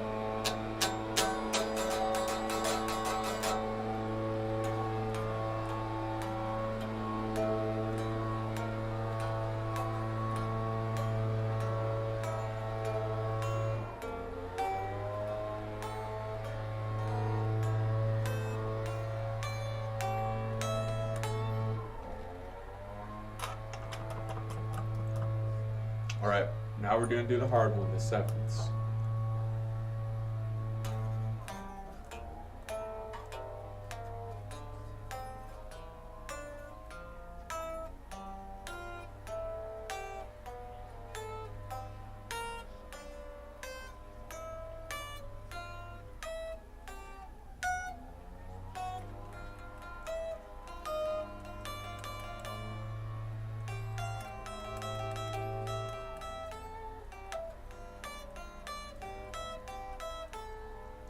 So that last bit on the sevenths is very difficult because you have a massive, or it's not massive, but you have two triple jumps, which is pretty big.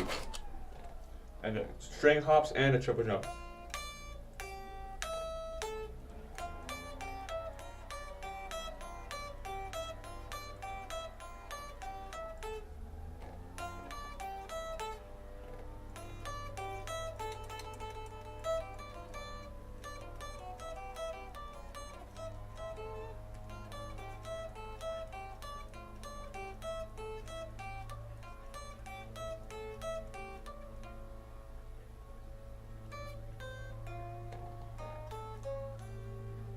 Alright, let's do it. Sevenths.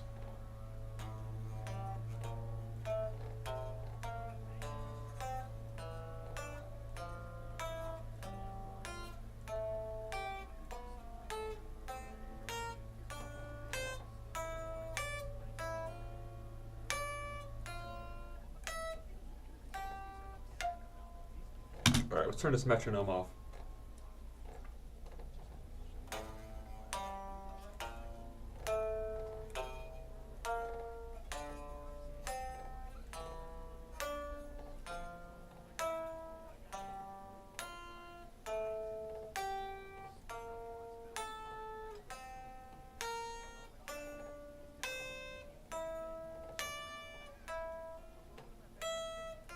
Oh my god, it's worse than I thought it was. It's 1, 2, 3, 4, 5. It's like a 6th jump. It's worse than I thought it was.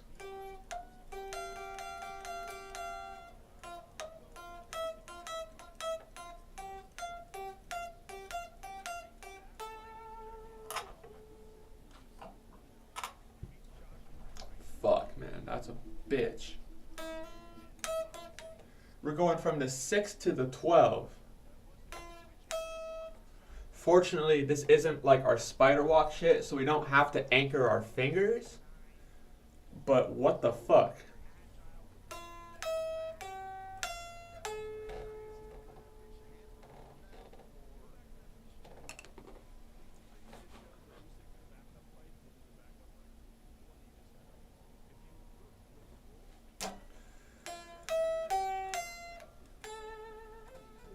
We just gotta memorize these intervals, really. That's the main point of this. And that'll give us a ton of options when we're soloing in the Phrygian, essentially.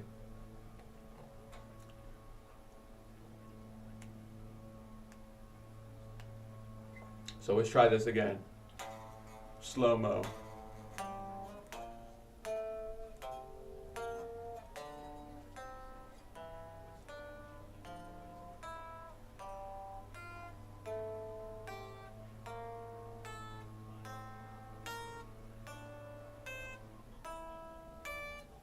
Here we go.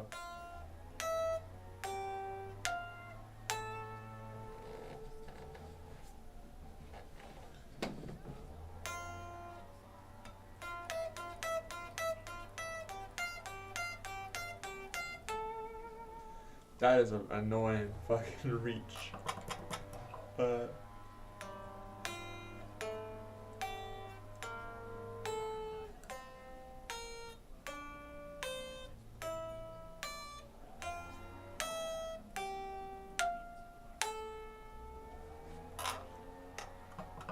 Alright, let's do the seventh again. Let's just really get this seventh thing down.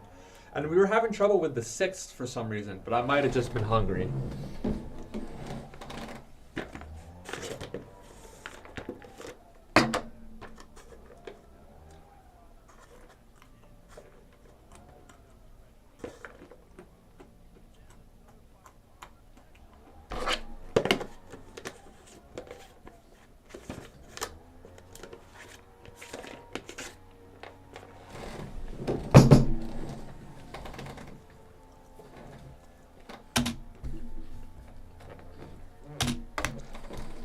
We'll put it down to 80.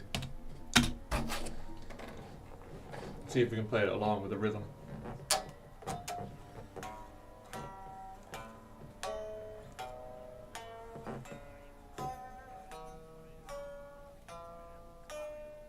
Oops.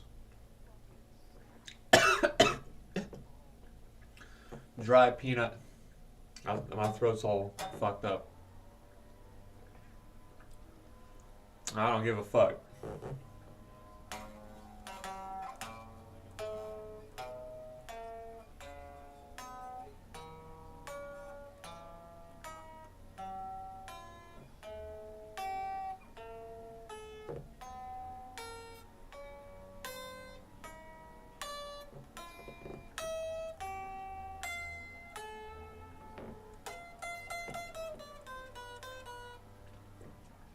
All right.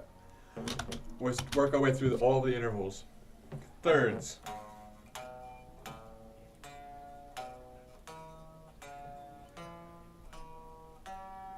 And we're going slow so we can really internalize this. And think about all these little connections here.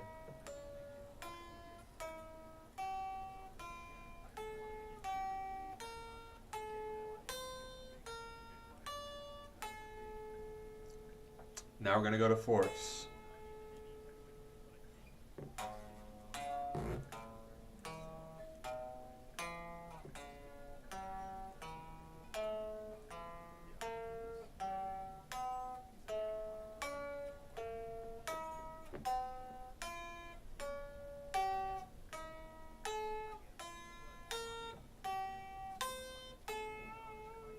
Now we go to fifths.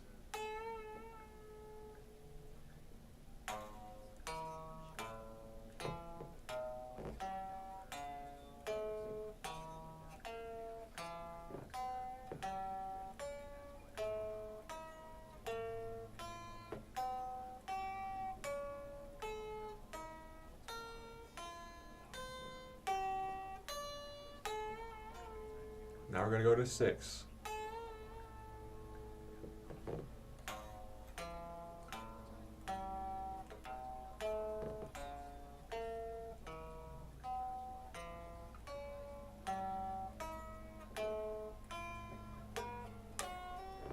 Fuck, and I fucked up the six.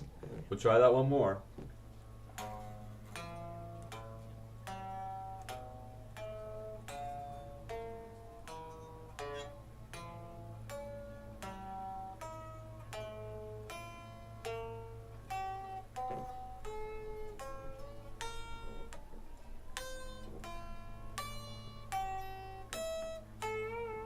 Since we fucked it up, we're gonna try to do it until we can get it perfectly.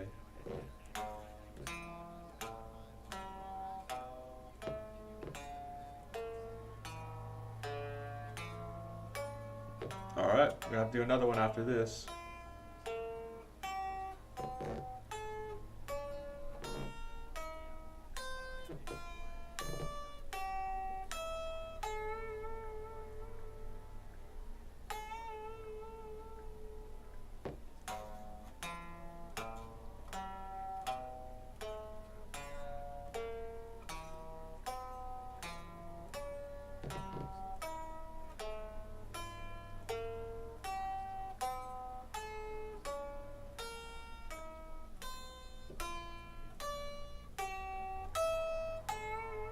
Alright, good. Now we're gonna try the sevenths.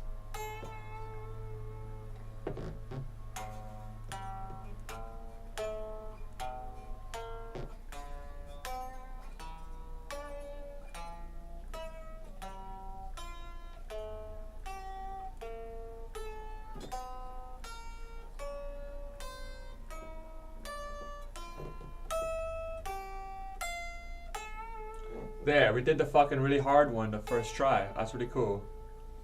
So, we could try doing the sevenths one more, just so we can ingrain it.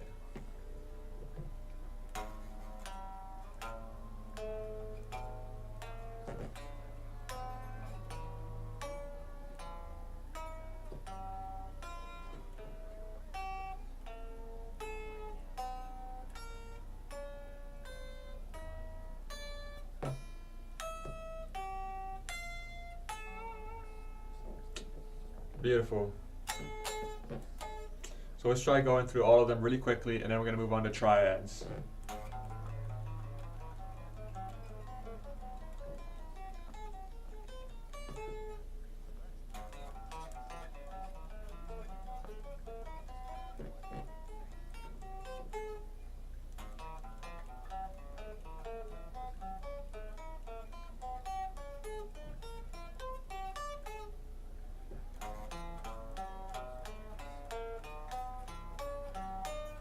Oops.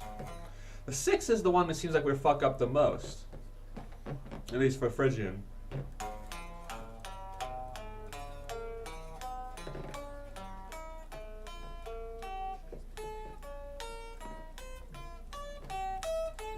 There we go, 7s.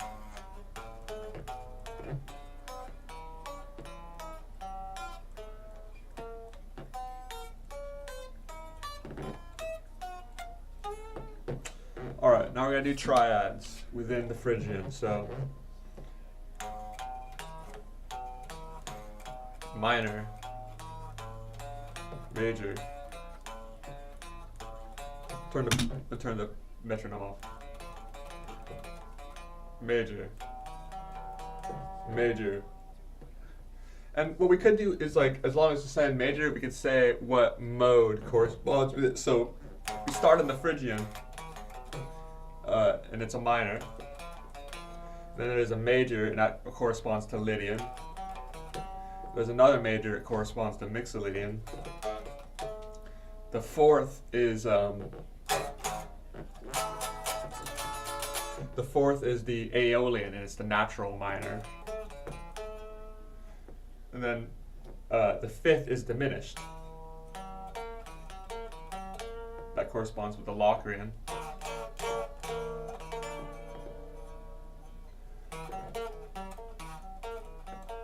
And then the 6 is major, which corresponds with the major scale, the Ionian.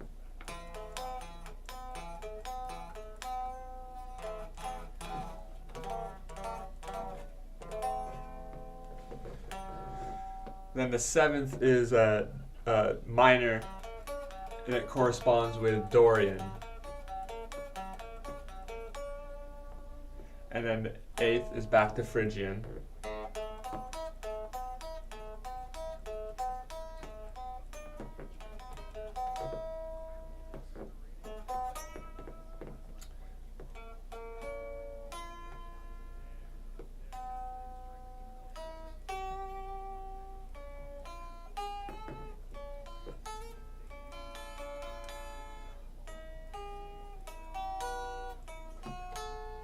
Hold up.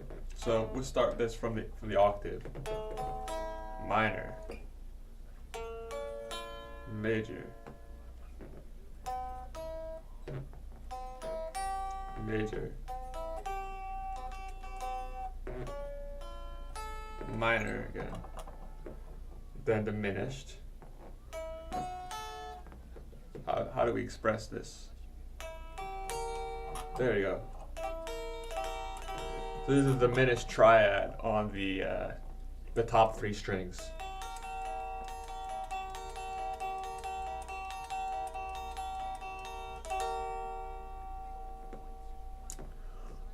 And then afterwards it's going to be major, so.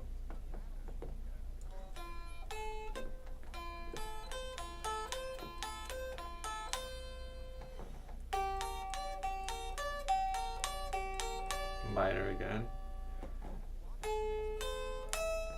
And then there we go, we're back at Phrygian, I think.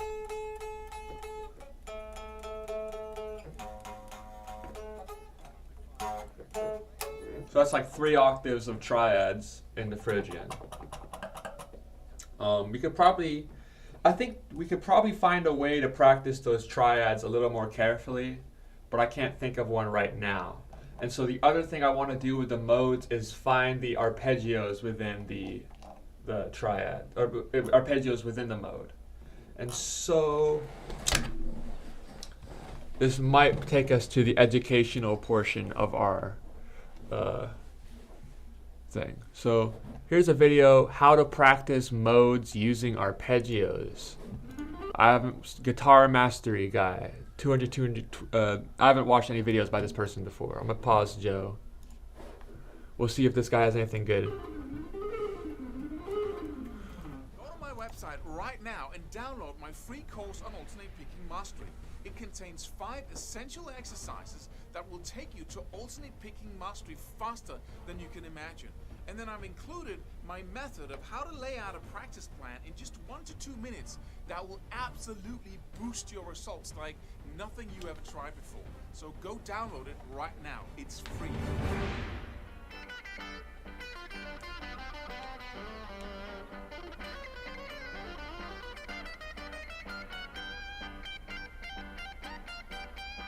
Hey, just having fun with the Mixolydian mode here. And what is the Mixolydian mode?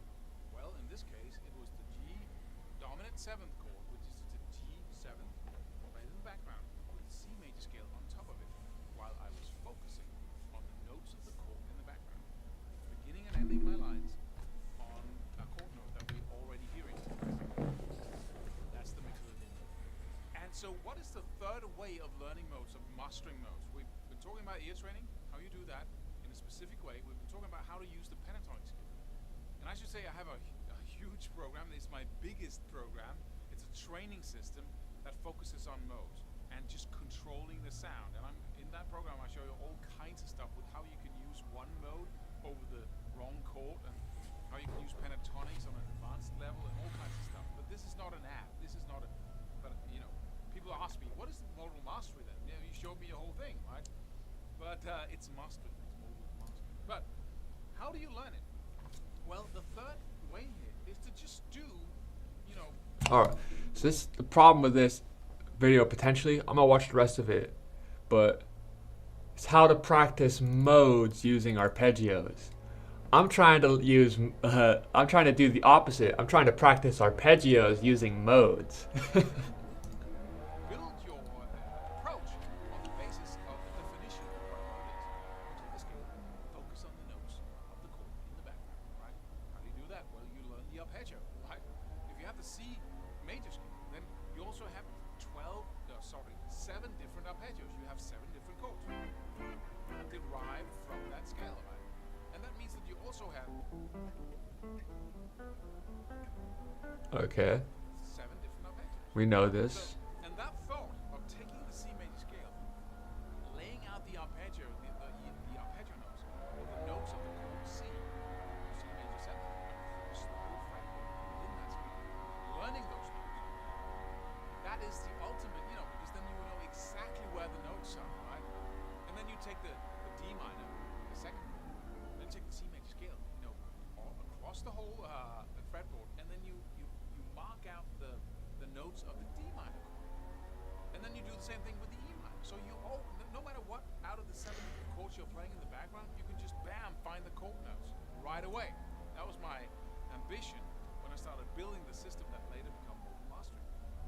And it really is possible, and it creates the most amazing amount of certainty when you improvise, that you always know what you're doing. But if you're not, you know, into that, then what is this really about? Well, the simplest way of practicing this, practicing using arpeggios. Let me just give you a demo. Let's say, and then we have that simple chord progression again. Oh, let me just take like C major, and then E minor, F major, and then G, right?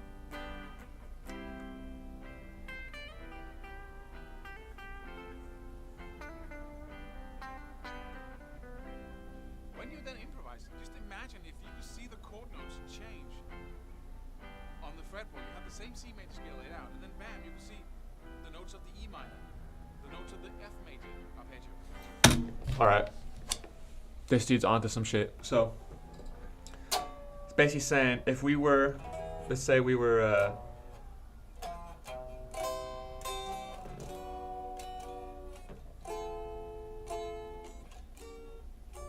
All right.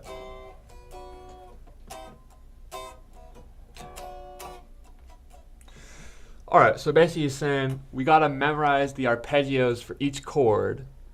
And then when the chord changes, you just gotta imagine it whoosh, switching into those notes, and then all of those notes exist within the mode entirely.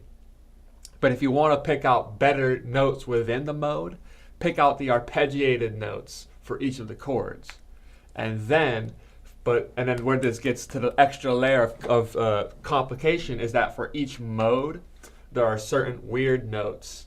Right? So that's when you get to the 4-scale arpeggios. He's talking about the 3-note arpeggios.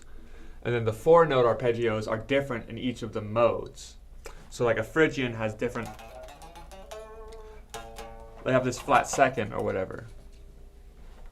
Alright, that seems like that would be worth investigating. G major arpeggio like that, right? And that's of course really seems like a daunting task, right?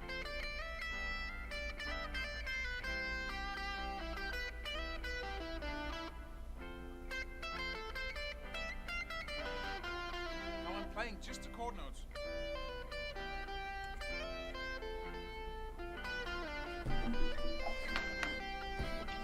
So I don't think this is gonna be. This dude knows what you should be doing, but I don't think he's gonna get you to that though. All right, let's go to Rick Beato. How to practice arpeggios.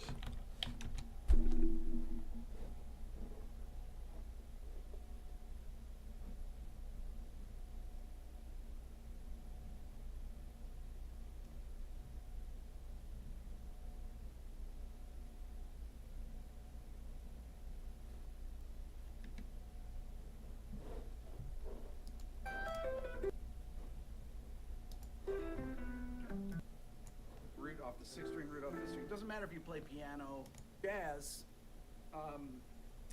My first jazz guitar teacher taught me, okay, you play major 7th, you play dominant 7th, you play minor 7th, minor 7th, flat 5, and diminished 7th. And that was pretty much it. And you learn it off what he would call root 6 and off root 5. Okay, so the root off the 6th string, root off the string. Doesn't matter if you play piano, doesn't matter at all. In piano, they're all the same fingerings, basically. They're, each particular one in every octave would be the same fingering, unless you're using your pinky and you're turning around. But we'll do it talking about guitar today. But the concepts I'm going to talk about would be for any instrument. So I would start out, and I would play.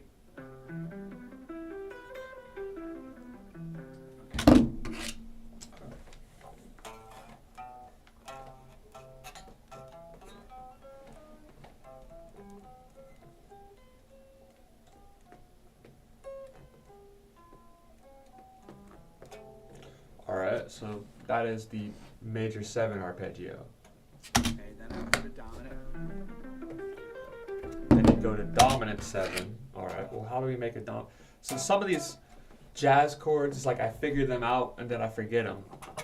Like I just finally figured out what the fuck it means when they call it a sus chord. And basically there's either sus2 or sus4. And the idea is that you're taking like the major 3rd and replacing it with a 2nd or a 4th, right? So instead of having A minor like that, you would do that or this.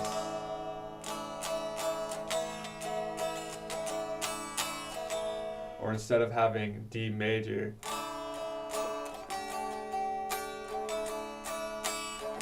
and I kind of already knew that shit anyways. Like I have fucking songs that use that shit, so. But now when I read A sus4, I'm like, okay, I know what that means. Now for dominant, I think I created a dominant chord. It's like the Hendrix thing, right? and it's when it has like a major third and a minor seventh.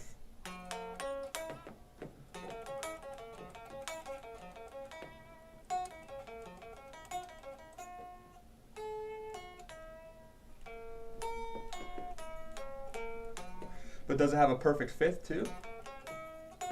If it has a perfect fifth, then I can fuck with it.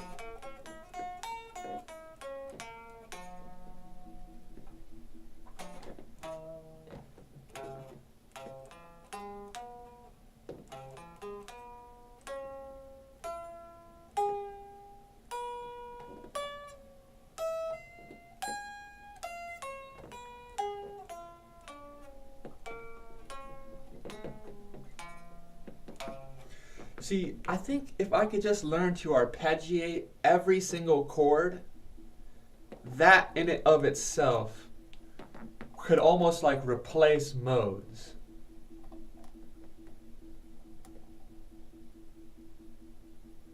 Or I don't know if you should think of it as like replacing it, but that would like definitely give you a lot of options. Definitely.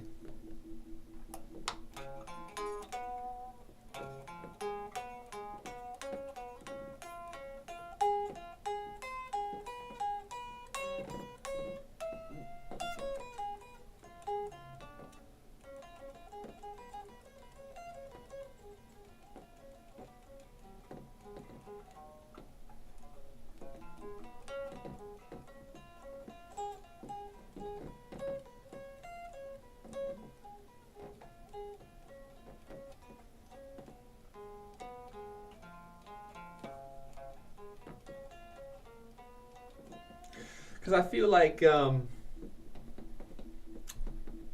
let's say, like, if I just forgot everything about guitar and I was trying to learn anew, if you would focus solely on, like, let's focus on, like, arpeggiating these chords that we learned, then you'd have, like, a totally different way of getting the same notes.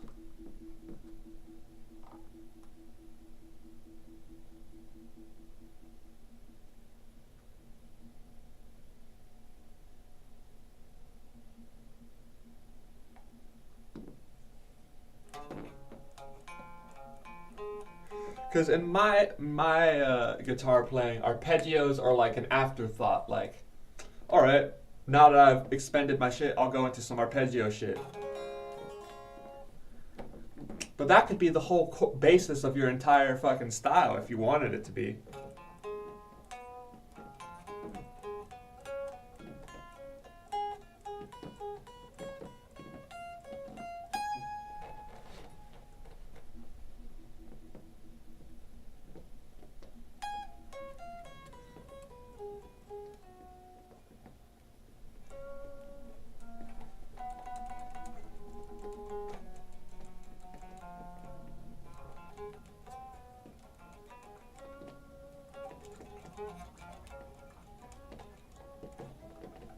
And I imagine that's kind of how jazz people work.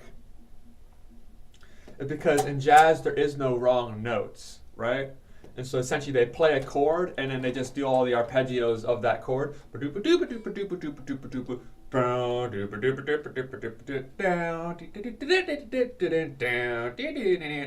know what I mean?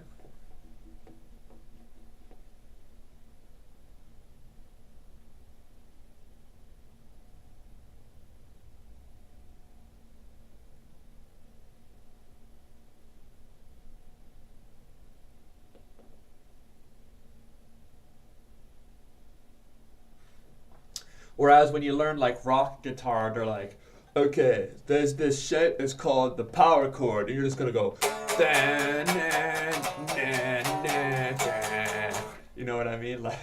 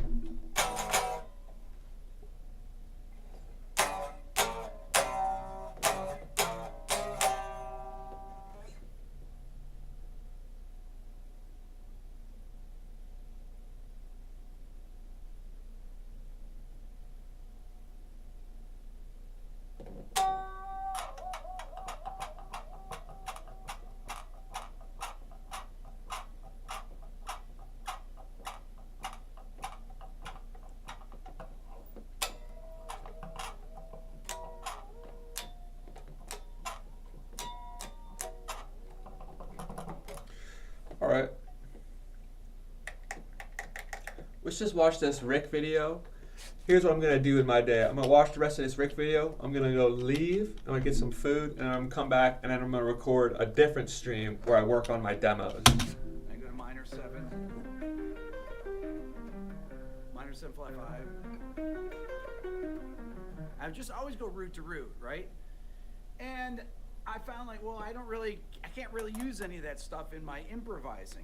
And I would find that I would use segments, but they'd always be on the upper strings, unless I was doing some type of a run. Then I started to figure out things like how to superimpose the straight arpeggios over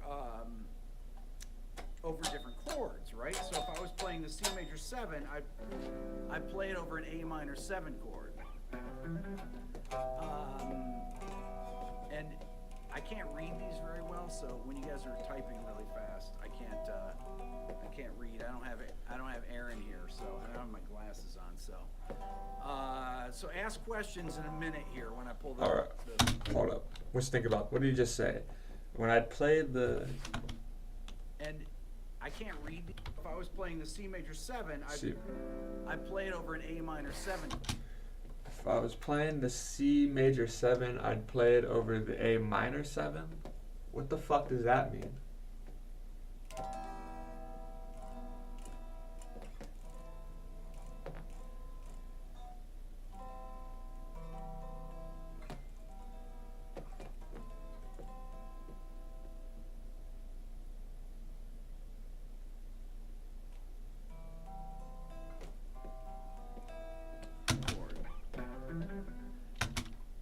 Oh.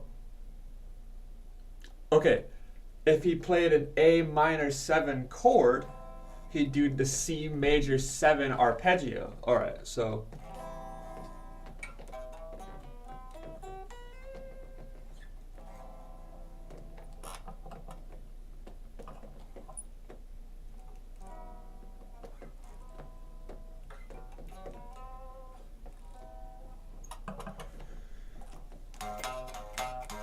And let's think about this then. Because then the alright, because if this is A minor, then this is the relative major was the third. C major is the third there.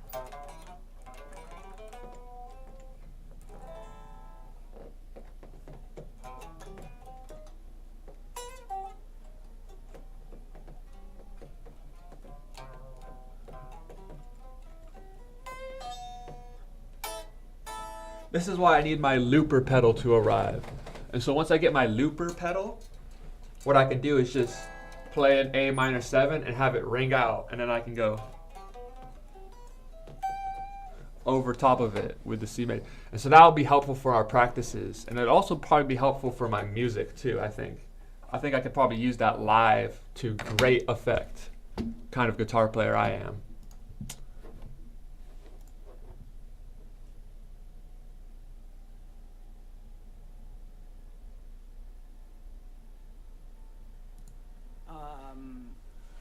And I can't read these very well, so when you guys are typing, really put glasses on. So, Fucking boomer. I can't read this very well. I'm gonna need to get my glasses on. so ask questions in a minute here when I pull the phone closer. So if I'm playing A minor 7, I would go and I would put the root on here on A, and then I would continue on.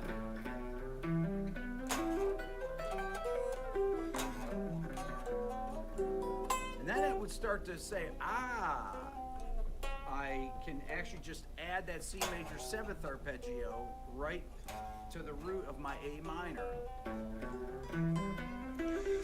Aha, aha. I'm also going aha, Rick. You've also, you said, I noticed that you could do this. You can put the root onto the, and then I'm also going aha.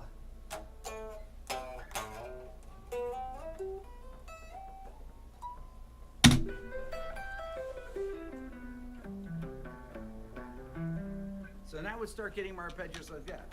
And I would say, okay.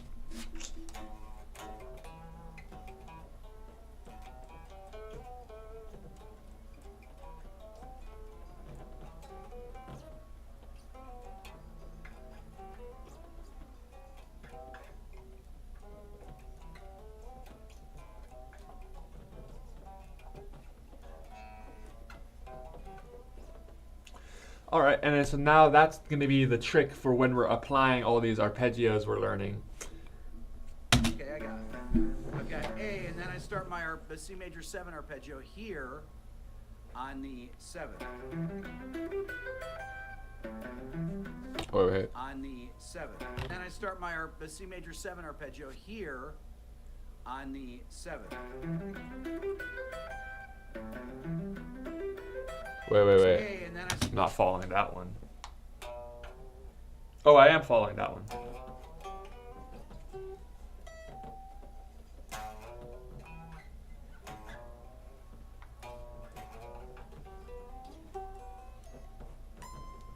start my C major 7 arpeggio here on the 7th.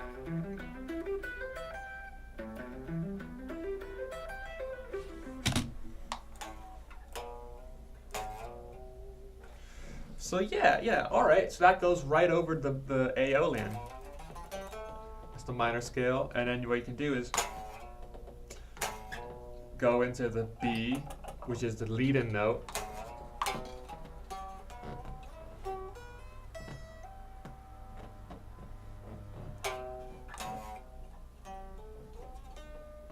And then you could slide back down to the A minor 7, and then do the minor 7 arpeggio. So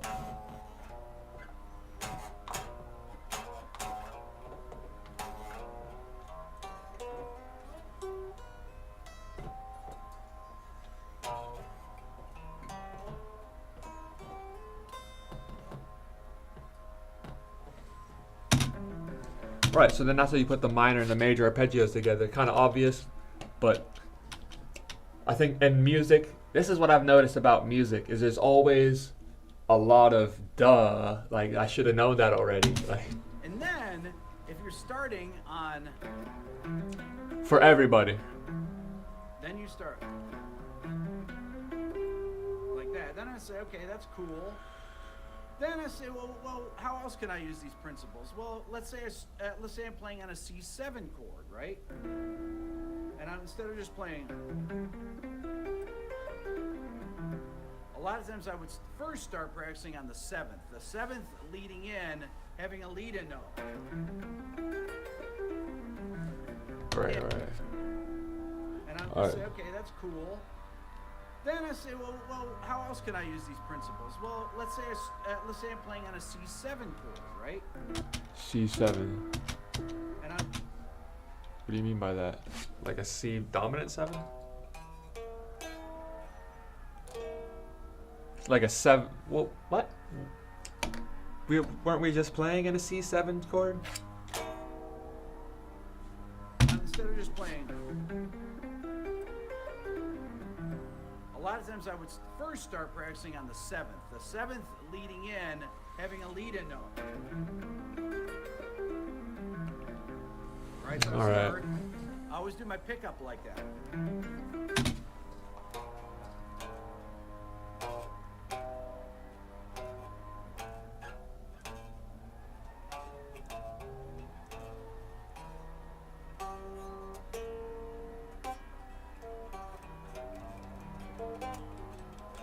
I like how the dominant arpeggio sounds. I haven't really practiced it, but just from like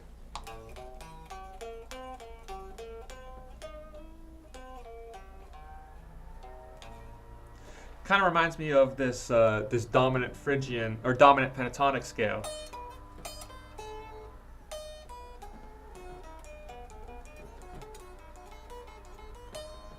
Kind of in a similar modality to it. Or is it tonality?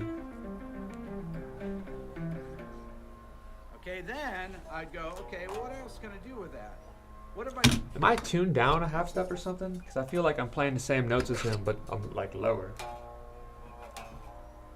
do one of those upper extensions like I did before? What if I took and I go.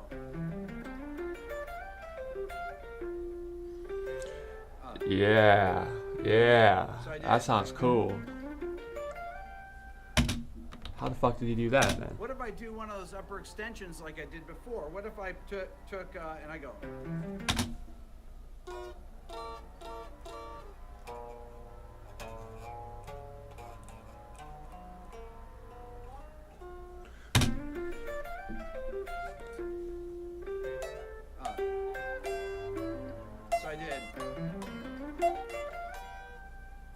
playing a C7, then I'm going into a B flat major chord there, B flat major. right? All right, hang on now.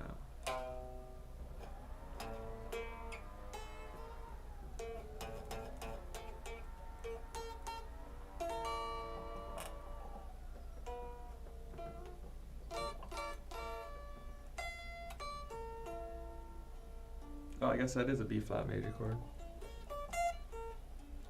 That's like the normal arpeggio. So that's not even hard. But he's leading into it with what, the C7? A B flat, a C7, then I'm going into Okay, what is the difference between a C7 and a C major 7? C7 chord. What the fuck? How does that make any sense?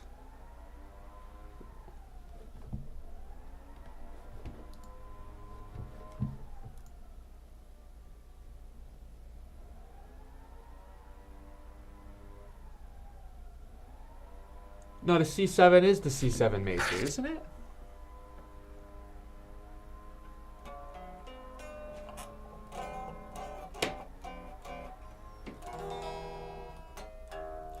My shit's out of tune right quick. Gotta tune up.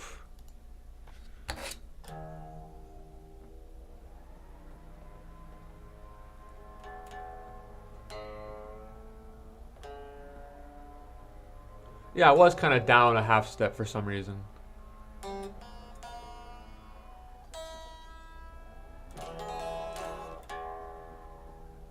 I've noticed the tuner inside of this DAW kind of sucks. You would think it would be really good because it's going like directly into the feed, but it kind of sucks.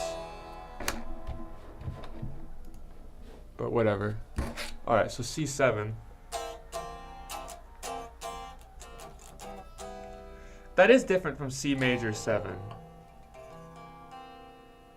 What the fuck?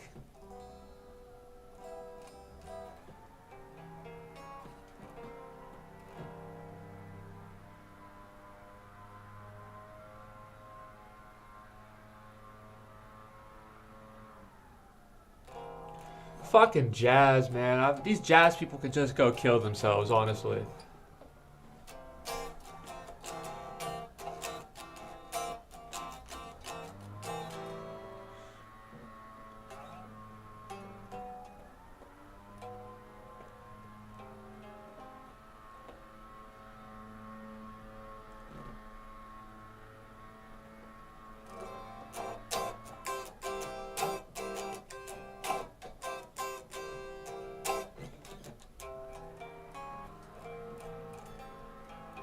Alright then, so how can we think about the difference between C7 and C major 7? Because I think C major 7 is like...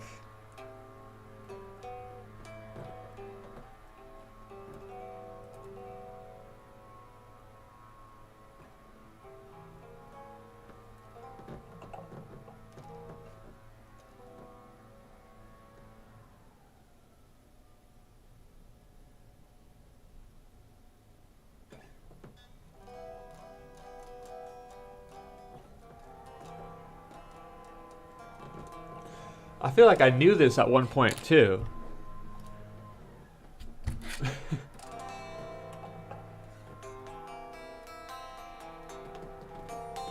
Because I play 7th. I still know this actually, because all the time I'll see like B7 and I'll do that 7th shape. But then when I think major 7, I'll just do that. Isn't that weird that I know that there's like a 7th shape in the major 7th and I'll still like play them, and then like I won't even consider the fact that they're different chords until I start trying to arpeggiate them, and then I notice that they're different chords.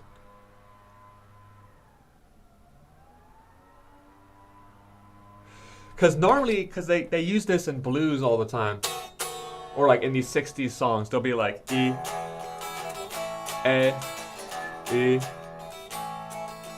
they'll end up throwing a B7.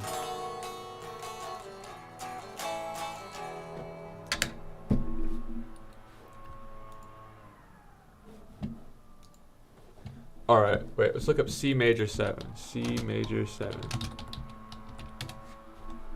All right. C major 7 chord.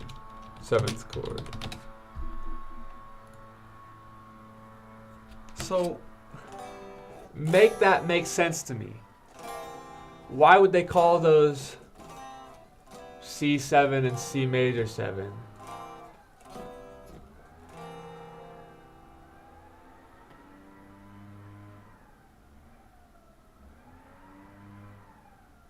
Like, I know both of those chords.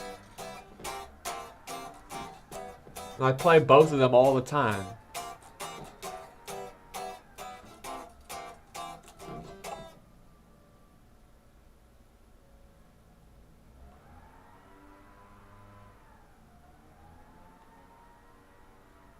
So, well, I guess we could just start, before we think of any complexity, let's just pick apart these chords then. So it's like, that is a major 7th. Perhaps that's why it's called C major 7. And it's called major 7 because it has a major 3rd in it.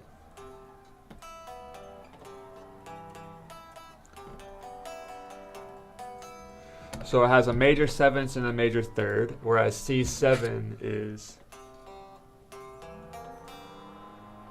C7 has a major 3rd. C7 does have a major 3rd. And it has a minor 7th. Alright, so C7 has a minor 7th. Has a major 3rd and a minor 7th. So that's the chord I figured out the other day, too.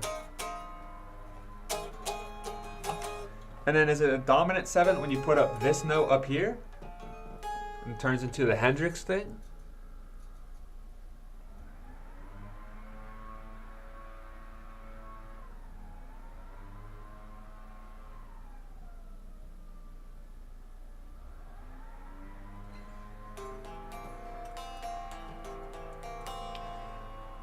I guess it's called C7 when there's a minor 3rd and a major 7th. Or a major 3rd and a minor 7th. Or doesn't even necessarily have to be C, but like a 7th chord. So that's a 7th chord. That's a major 7th. And that's a minor 7th. And so I guess you could think of it this way. If it's a major 7th, then it has a major 3rd and a major 7th. If it's a minor 7th, it has a minor 3rd and a major 7th. And if it's just a normal 7th, that means it has a minor 3rd and a major 3rd and a minor 7th. I guess that makes sense.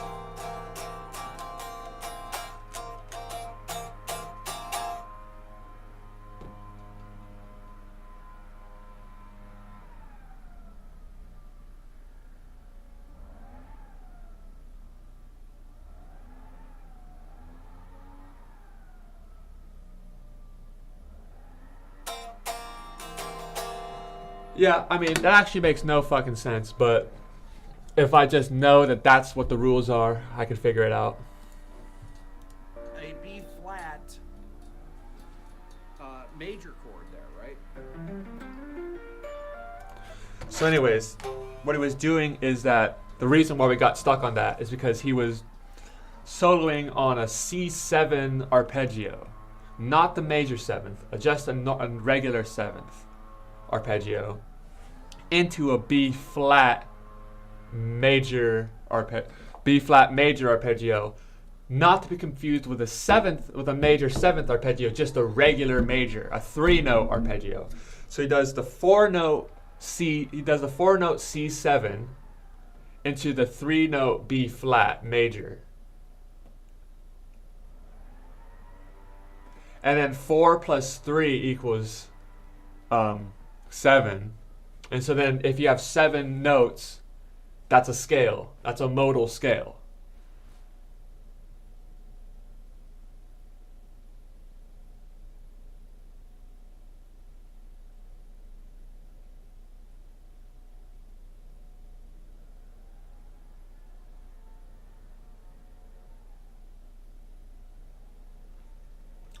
Or you could just go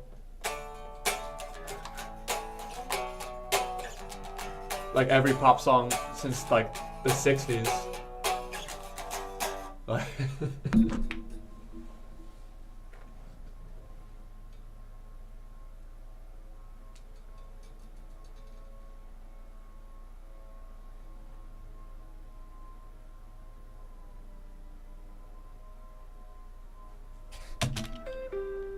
all right, so let's try and figure out then the C7 arpeggio, because I actually liked how that sounded.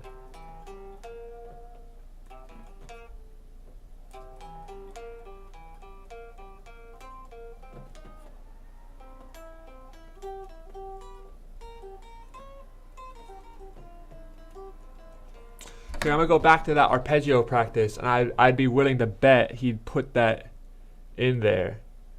So he calls it the minor major 7. Be the minor major 7. So even he notices that there's like some weirdness where there's like a minor and a major, right? But I don't think anybody else calls it that. Wait, no, that's not even right either. Because that minor major 7 is an entire. So okay.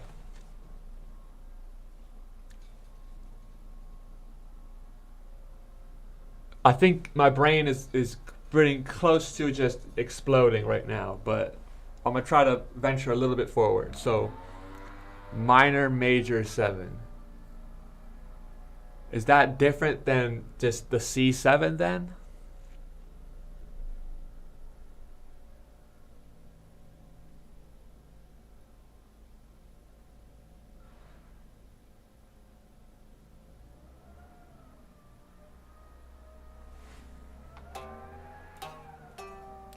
All right, let's think about this.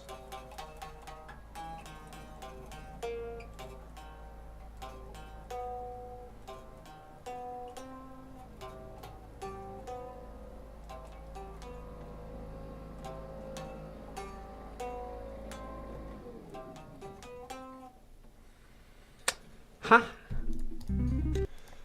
So then what is a minor major? Let's look at this. C minor major 7. C minor major 7.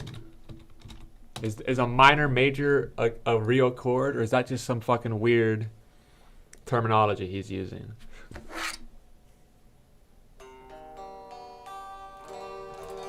It looks like it's a real chord.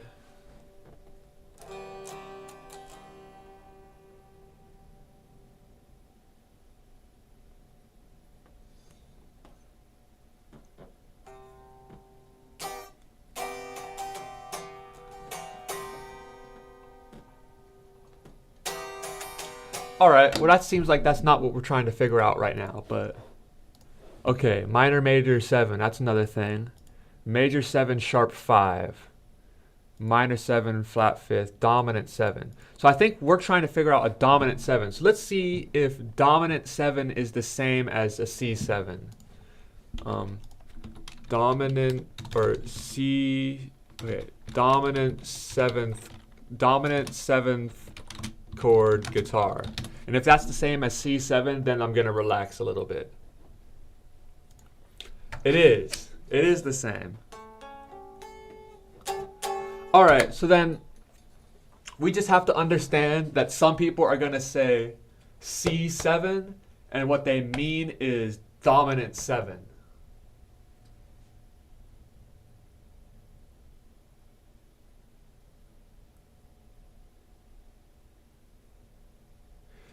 Because if we call that dominant 7, then that makes sense to me. All right, this is dominant 7. That makes sense.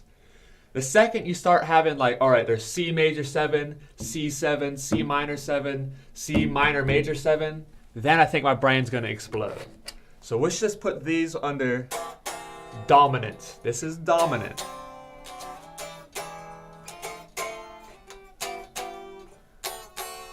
Because if I think of that as dominant, then I got that on lock. You know what I mean? I know all the dominant chords. That's just when you drop that thing. This is A is dominant. I know that one. B dominant. I know that one. That's E dominant. I know that. That makes sense. When you think about that, well then what the fuck is major and minor 7th? That's when it gets confusing. Alright, so then dominant 7. There's quite a few options which I like to do for the dominant chords. So first starting with a regular dominant 7th chord. So let's just figure out this dominant 7 arpeggio real quick. And then we'll return to Rick Beato. Alright, good. That makes sense. Let's figure this.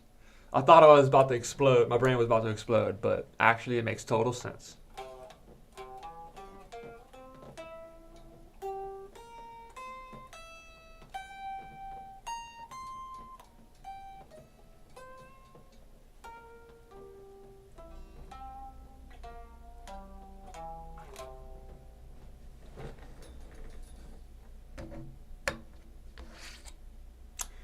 Alright, let's take this note by note. So the beginning is like the major, is like this the 7th, the major 7th arpeggio.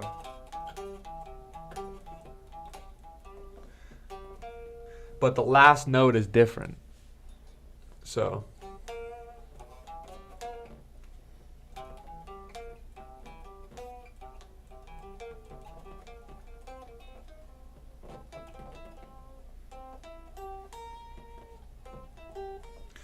So it's, I guess the dominant 7 is pretty much like the major 7th, but with a minor 7th. Because there's a major 3rd in both of them.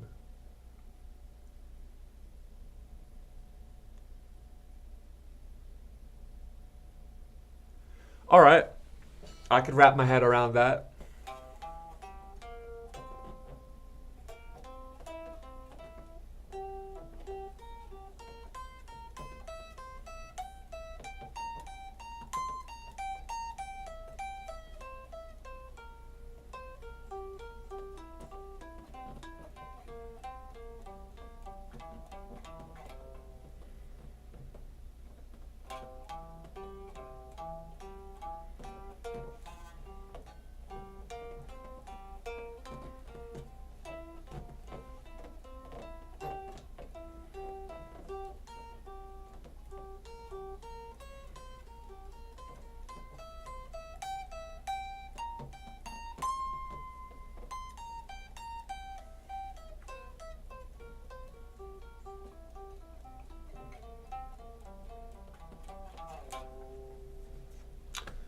Cool.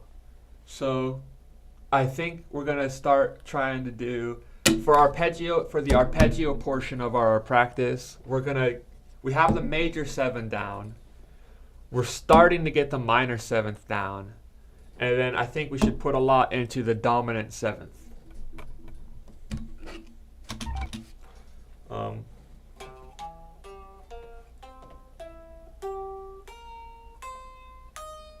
Because it's really similar to the major 7th.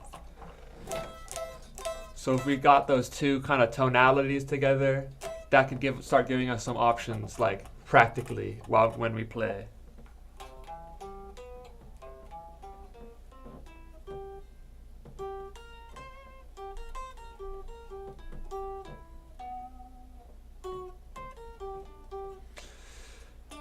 Still kind of annoying to practice though.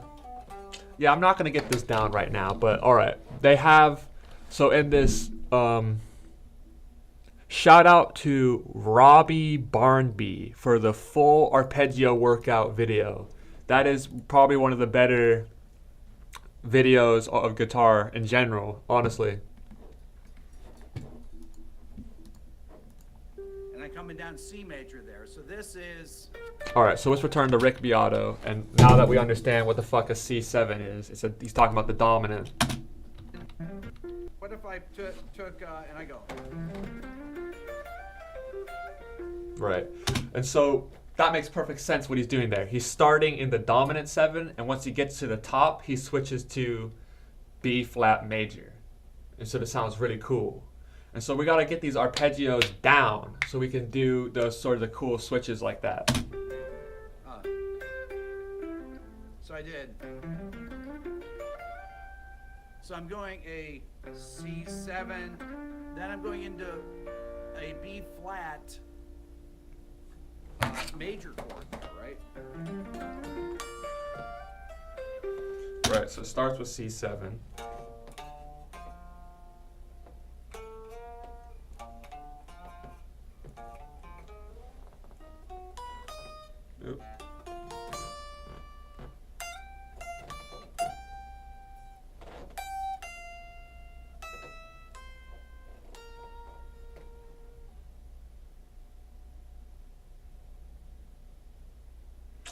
Starts in C7 and it switches to B flat major, no seventh, just regular B flat major.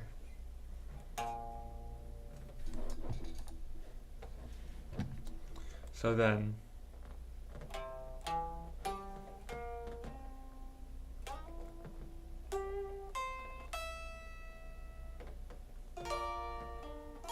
hold up. All right.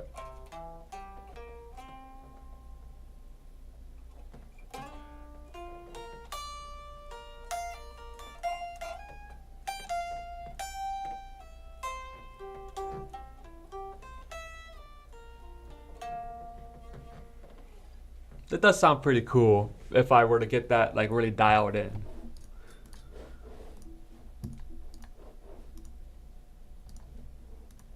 And then coming down C major there. So this is, so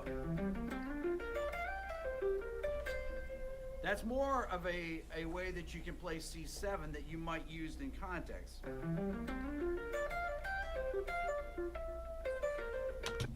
Right, so.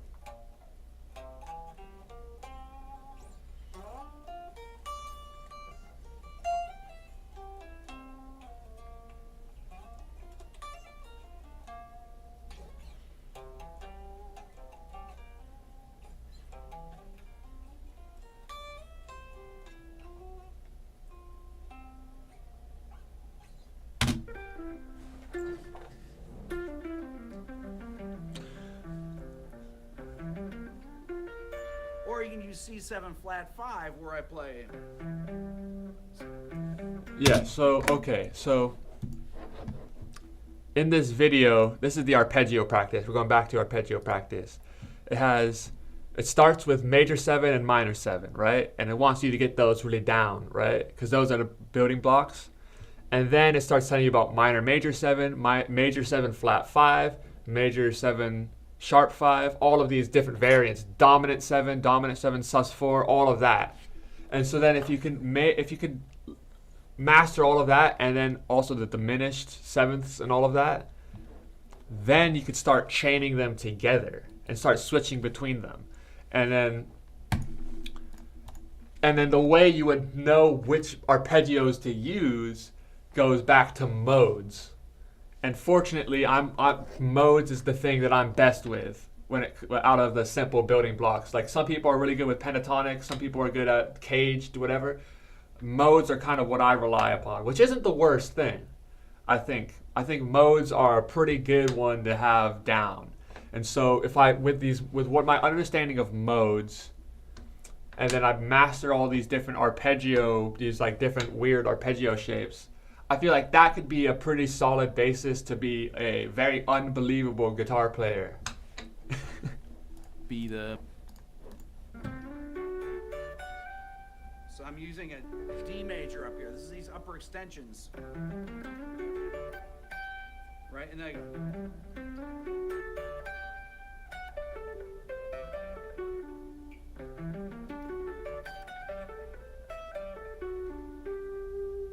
That's this kind of a sound.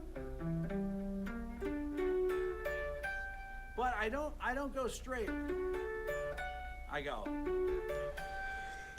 So yeah, because this is where it's like for me, is that I learned the modes very, very efficiently through the visual aspect of it, because it would be much harder to play how I play on piano, because on piano you need to know all the sharps and the flats and all of that, because there's different shapes for each key. However, for guitar, G major is the same shape as E major, which is the same shape as A major. And so I learned all of the modal shapes very early on, before I knew much about like the notational aspect of it. And then I had to do a lot of catch-up work to learn about flat sevenths, intervals, all of that shit, right? And now that I have the intervals and all of that, I can get into the arpeggios. And then the arpeggios, if you just layer that on top of the modes, that's how you become like really fucking good. And then obviously I got the pentatonic and all of that like on lock, because that's like a simpler version of modes. up to that sus4. And I came down. This would be a suspended arpeggio. But see, the arpeggios is really how you get the most out of the modes, basically. Because I can like play all the notes in the modes like it's nobody's business.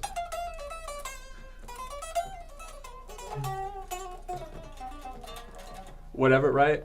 But it's too notey. It's too notey, right? And so the way you sound like really, really good is if you play notes that work really well with the chords you're playing within the modes. And the way you know how to pick the right notes that go with the right chords is you play the arpeggiated shapes of those chords.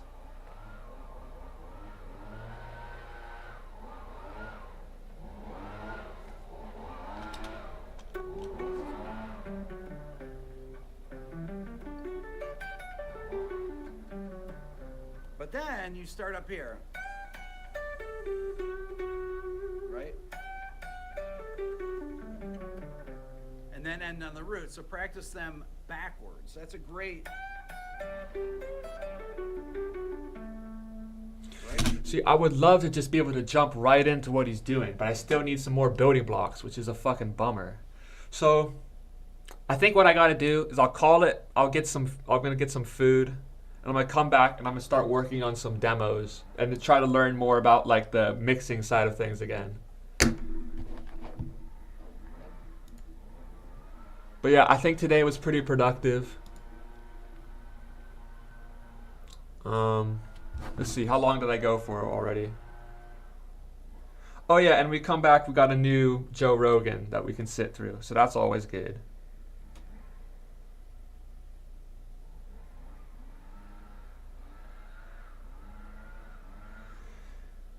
Alright. Oh, we've only really been going for... Oh, we're about to hit 3 hours. Okay, that's pretty decent. Alright, I'll be back then. Peace.